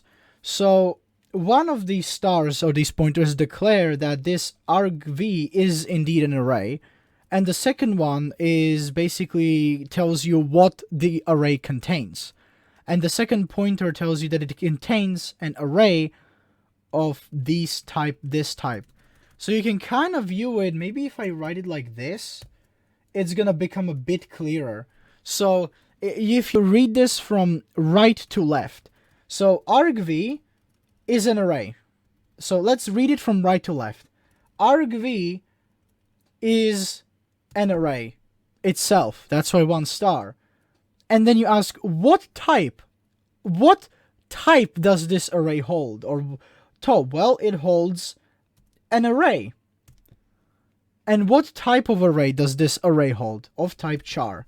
So basically, it's the argv is an array that holds arrays of type that holds a bunch of arrays of type char. Basically, it's just an array of strings, is how one would call it. It's an array of strings, basically, just to avoid the confusion. But that's basically what it is. So it's an array of chars. So that's the reason. The first pointer here tells you that the argv is an array, and then the second pointer tells you what the array holds. It holds a char pointers, basically. So that's kind of how you can think about it. So it's basically just an array of strings. Yeah. So how do we actually work with this? Well, there's something you have to remember. You always have to read your command line arguments from n+1. And we'll get to that why it's not n. Because argv0 is your path.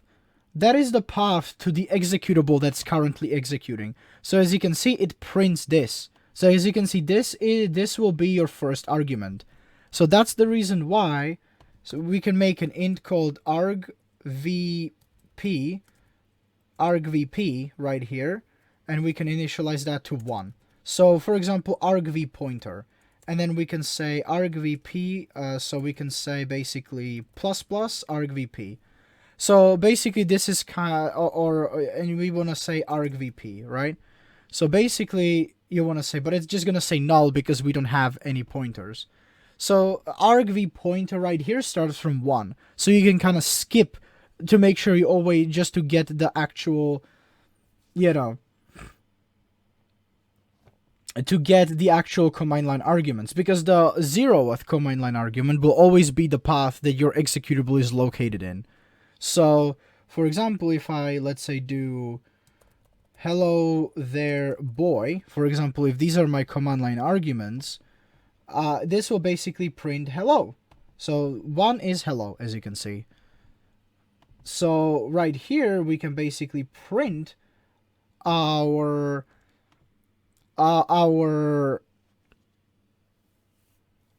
by doing with a for loop, we can print our arguments. So always skip the 0th index, because that one is unnecessary. So here for arg of p, so we can omit this right here, and right here we can just make our for loop, and we can say argv pointer equals 1, int argv pointer. So int, let's say argv pointer equals 1, I is less than arg counter, argv pointer is less than arg counter, and then argv pointer plus plus. So here, basically what we're doing here is that we're basically starting from 1, and we want to print all arguments except for the first one. So let's do that. Let's do argv and argv pointer. There we go. So now this is gonna print. Let me just put a little space bar there, just so it's clear. So here it will print all the command line arguments. As you can see, it will print hello there boy, ignoring the first argument at an index of 0, which is this path, is the absolute path to your executable. That's why it starts from 1, and it always will be. So for example, I can now maybe execute system commands. So for example, I can basically say, for example, I want to execute 2 like system commands, right? So if argc is less than 2, because it's 1 2, right? So we want 2 because it's the path and the command, so 2 arguments. Printf, we can print fs, we can print to standard error that that we have not enough arguments. There we go. Arguments. There we go. So we can print to standard error like this. We can print to standard error that we don't have enough arguments, right? And here we always make sure to return. So we return 1 in this case. And here we basically say that, and here we want to do, so if it is 2, I want to execute my command. So this is going to be a bit later in my sort of like security, like system security oriented questions and you know, hacking kind of series we're going to be going to. But the way we can execute a system command is with the system function. And here I can basically say argv 1. Remember, 1 is the one that we want. That is our command. So our command is at argv1. Argv0 is just our path. That is useless to us. So argv1, we want to execute this command right here. So and the system function automatically prints to standard out. And then we can obviously redirect this standard out by reopening the streams and whatever, blah, blah, blah. We can redirect the system command to print to a file by reopening the standard out stream, blah, blah, blah. I will show you all that fun stuff later. So for example, is the freopen function, this one. You can redirect, for example, standard out to a file. But we will talk about that when we get to that. Let's just take things nicely step by step, shall we? So, what the hell? Oh. Oh, sorry, my parents.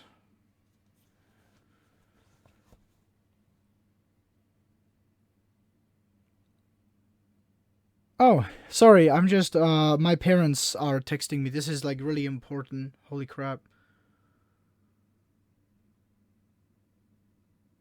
Okay, yeah, sorry. I'm gonna get back to my parents later. Okay, that was actually okay. I'm sorry. That was like important. I had to like check because it was my parents. So, never mind. Let's just let's move on. So this executes a system command, right? And it prints it to standard out. And the system command will be anything that we pass into our standard arguments. So let's pass in a command dir, or let's pass in a command called dir. Yeah, for example. There we go. As you can see right here, this command this prints the output to standard out, as you can see. So right here, as you can see, we passed it in together with our as a command line argument, and we executed it on our machine. If you wanna make this a better use of this, I will. Yeah, so as you can see right here, we passed in this, for example, dir, right here, and it basically printed the result of our command, as you can see. You can obviously take this to a further level. So obviously, if I, for example, forget to put this dir there, if I just leave this empty, it will basically print to standard error, as you can see. Not enough arguments, and it will exit with code 1. So, as you can see, that's how we can basically do stuff like this. It's kind of amazing, actually. I kind of like it. It's pretty awesome. But yeah, so that's basically just this brief mention of what we're actually doing here. So this basically is just a pointer to a bunch of pointers. So essentially, it's kind of... But besides that, it's the arg vectors and stuff are easy. So easy, it's kind of like doing char and let's say d2r. You can't start with numbers. So d2 array, like 2D array. For example, it's like doing this, for example. Like this, right? So here we get, let's say, I want to store 3 strings, right? And then each of them is like 5 letters long. So here we get like hello and hello. So each of them have 5 letters. So there is 3 and each of them are 5. So like this, basically. So it basically is like this. Hello, there, boy. So this is basically exactly what the argv is. So the argv, so this is basically argv being char double pointer. This is exactly what this is. This is a char double pointer right here. So as you can see, it looks something like this, as you can see. So if I say print, for example, s, for example, d2 array, let's say 0, this will print a string. So as you can see, it will print hello. It will print hello there, boy, because it's weird, but yeah.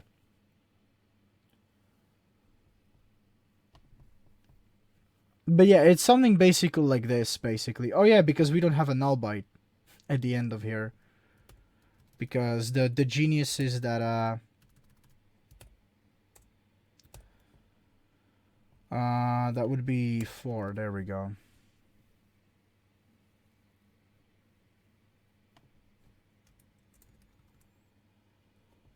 One, 2, 3, 4, 5, 6. That would be 6. Yeah, there we go. Awesome. Yeah, I forgot the null bytes. Yeah. I'm sorry, I forgot the null bytes, but I think this should work even without them, because I think they get automatically appended. I just didn't allocate enough space for the null bytes to fit in, so I overwrote. Yeah, there we go. I'm sorry, I put 5 instead of 6. I overwrote my null byte. So this is basically what the arg vector looks like. It's basically the array that looks like this. So it's a 2D array of char double pointer is basically like doing something like this. This also is a char double pointer. If you think about it, pointer, pointer. Each square bracket declares a pointer, if you want to think about it that way. So it's pointer, pointer. Therefore, this also is, so d2r is char double pointer. just like our arg vector, basically.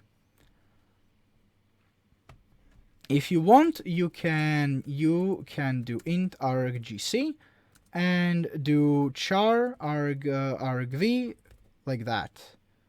But I don't think this an array has an incomplete type. There we go. Something like this is something that would work. Like that. This is something like that.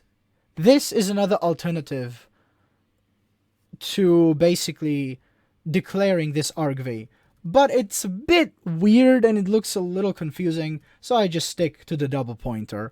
I think it makes it much clearer. But yeah, this right here is in a way identical to this. But this is just a variable form, and this is the form of us passing it into a, for example, function. So if I wanted to pass this 2D array right here to a function, for example, print to 2D array, right? I'm gonna have to use the char double pointer. So what is this? Is a char double pointer. So I'm gonna use const char double pointer l p d p l long double pointer to the array. So it's a const double pointer to 2D array, cdp 2D array, and then here we're just gonna say const. So for this we will need a size, right? So there we go. So for example here we can just print whatever, right? So if we just printed, let's say, everything, so we need the size of the arrays. So const int length 1, and then const int length 2.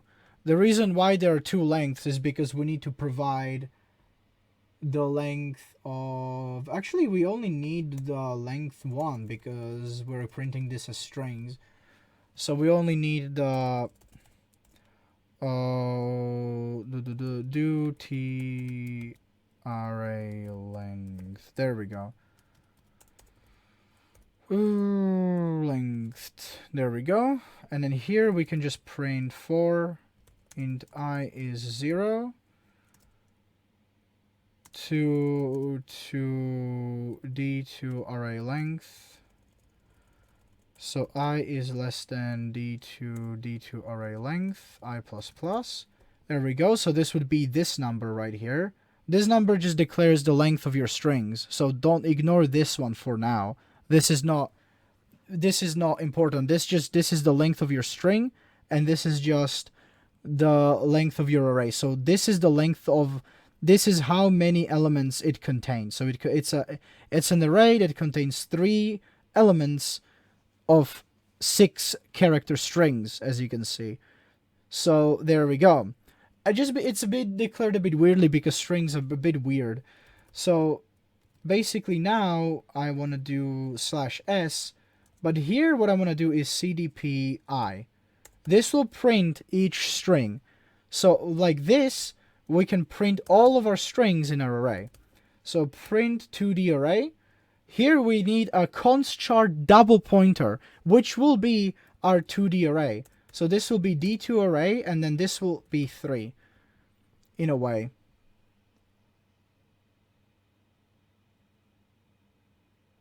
Oh, what the hell? I didn't mean to delete that thing. I think we can still have a single pointer here, don't we?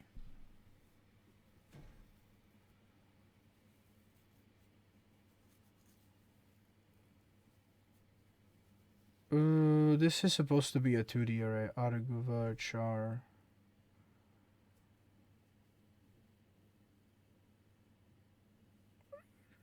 So yeah, it should be a double pointer.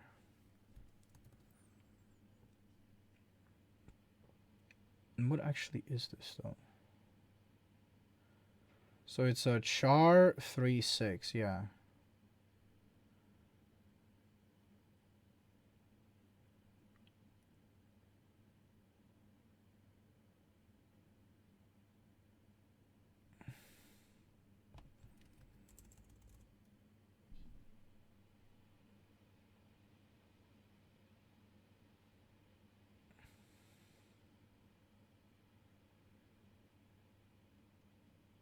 Yeah, it should be a 2D array, right?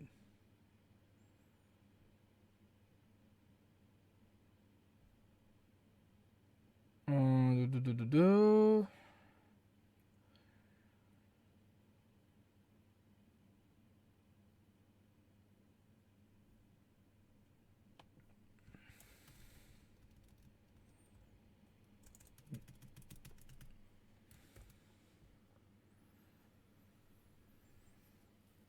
Mm-hmm. Yeah, I mean, it should be.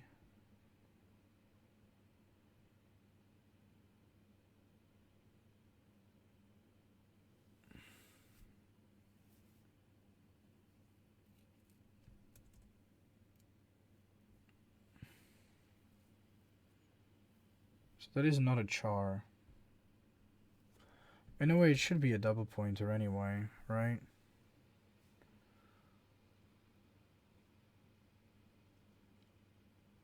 The casting won't work.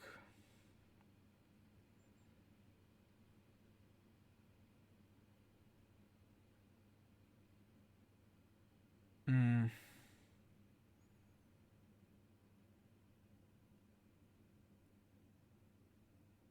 Yeah, I mean, if we want to cast pass to the arrays two functions.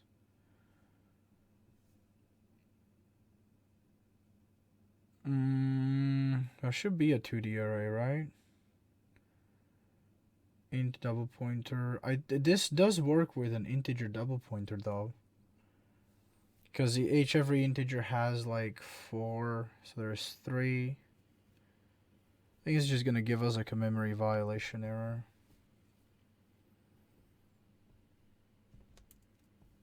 Let's try an integer double pointer, because I'm sure something like this should be working.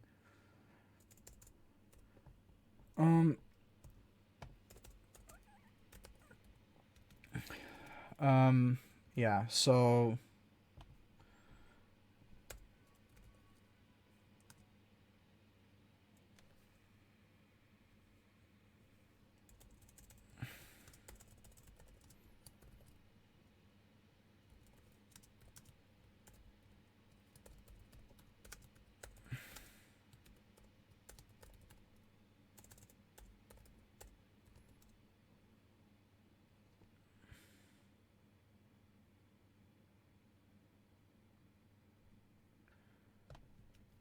so it's pointers.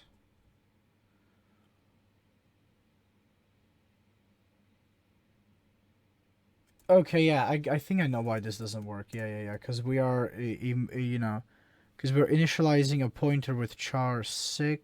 Yeah. Okay, this is not gonna work. This one works a bit differently. So it's like a special type of a pointer here.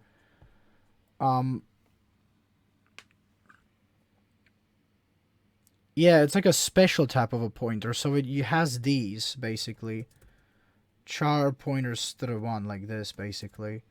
So it has these things in there, like that.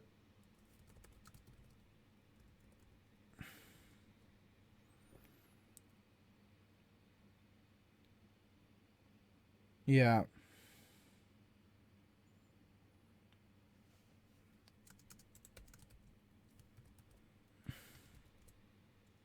Yeah. So it's basically like this, right? So it has char pointers.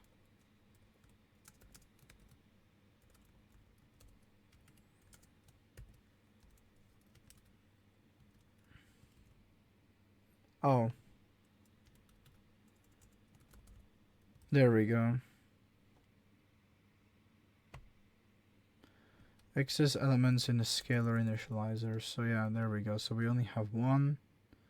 Yeah, so it has like, it's like a special type of a pointer. It's not the same thing as just doing the two brackets. Because fundamentally doing the two brackets and then the double pointer, like fundamentally they are different things. You know, they are kind of similar but not the same. You know, they're not interchangeable necessarily. And that's the reason why it doesn't work. So because fundamentally the char, because fundamentally char double pointer and char, these two things are fundamentally different. Like, they are not the same, This is a pointer that usually points to a heap, and this is a stack allocated. So we probably are trying to access memory in weird ways. So they are fundamentally different. Like, these are not necessarily interchangeable. There are certain cases when they kind of are, but it's not like always. They are different things that you shouldn't get them confused. They are fundamentally different, So this is not necessarily the same thing as this, and that's why it's not working. I'm gonna get it to work. I'm gonna get it to work, and I'm gonna show but you know what I'm gonna do? I'm gonna make it work, and I'm gonna get it to work, and I'm gonna show you in the next video how it works. So, there we go. And by this point, after 2 hours, well done, good job, we are done with today's video. How awesome is that, huh? There we go. We are done. So that brings us to the end of this video after 2 hours. It's finally over. So, well done. You survived until the end. So this was a lot. I know it was a lot to cover, but holy shit, was there a lot of things to go through here. And we're still not done. So there we go. So I think the next video about C will be about...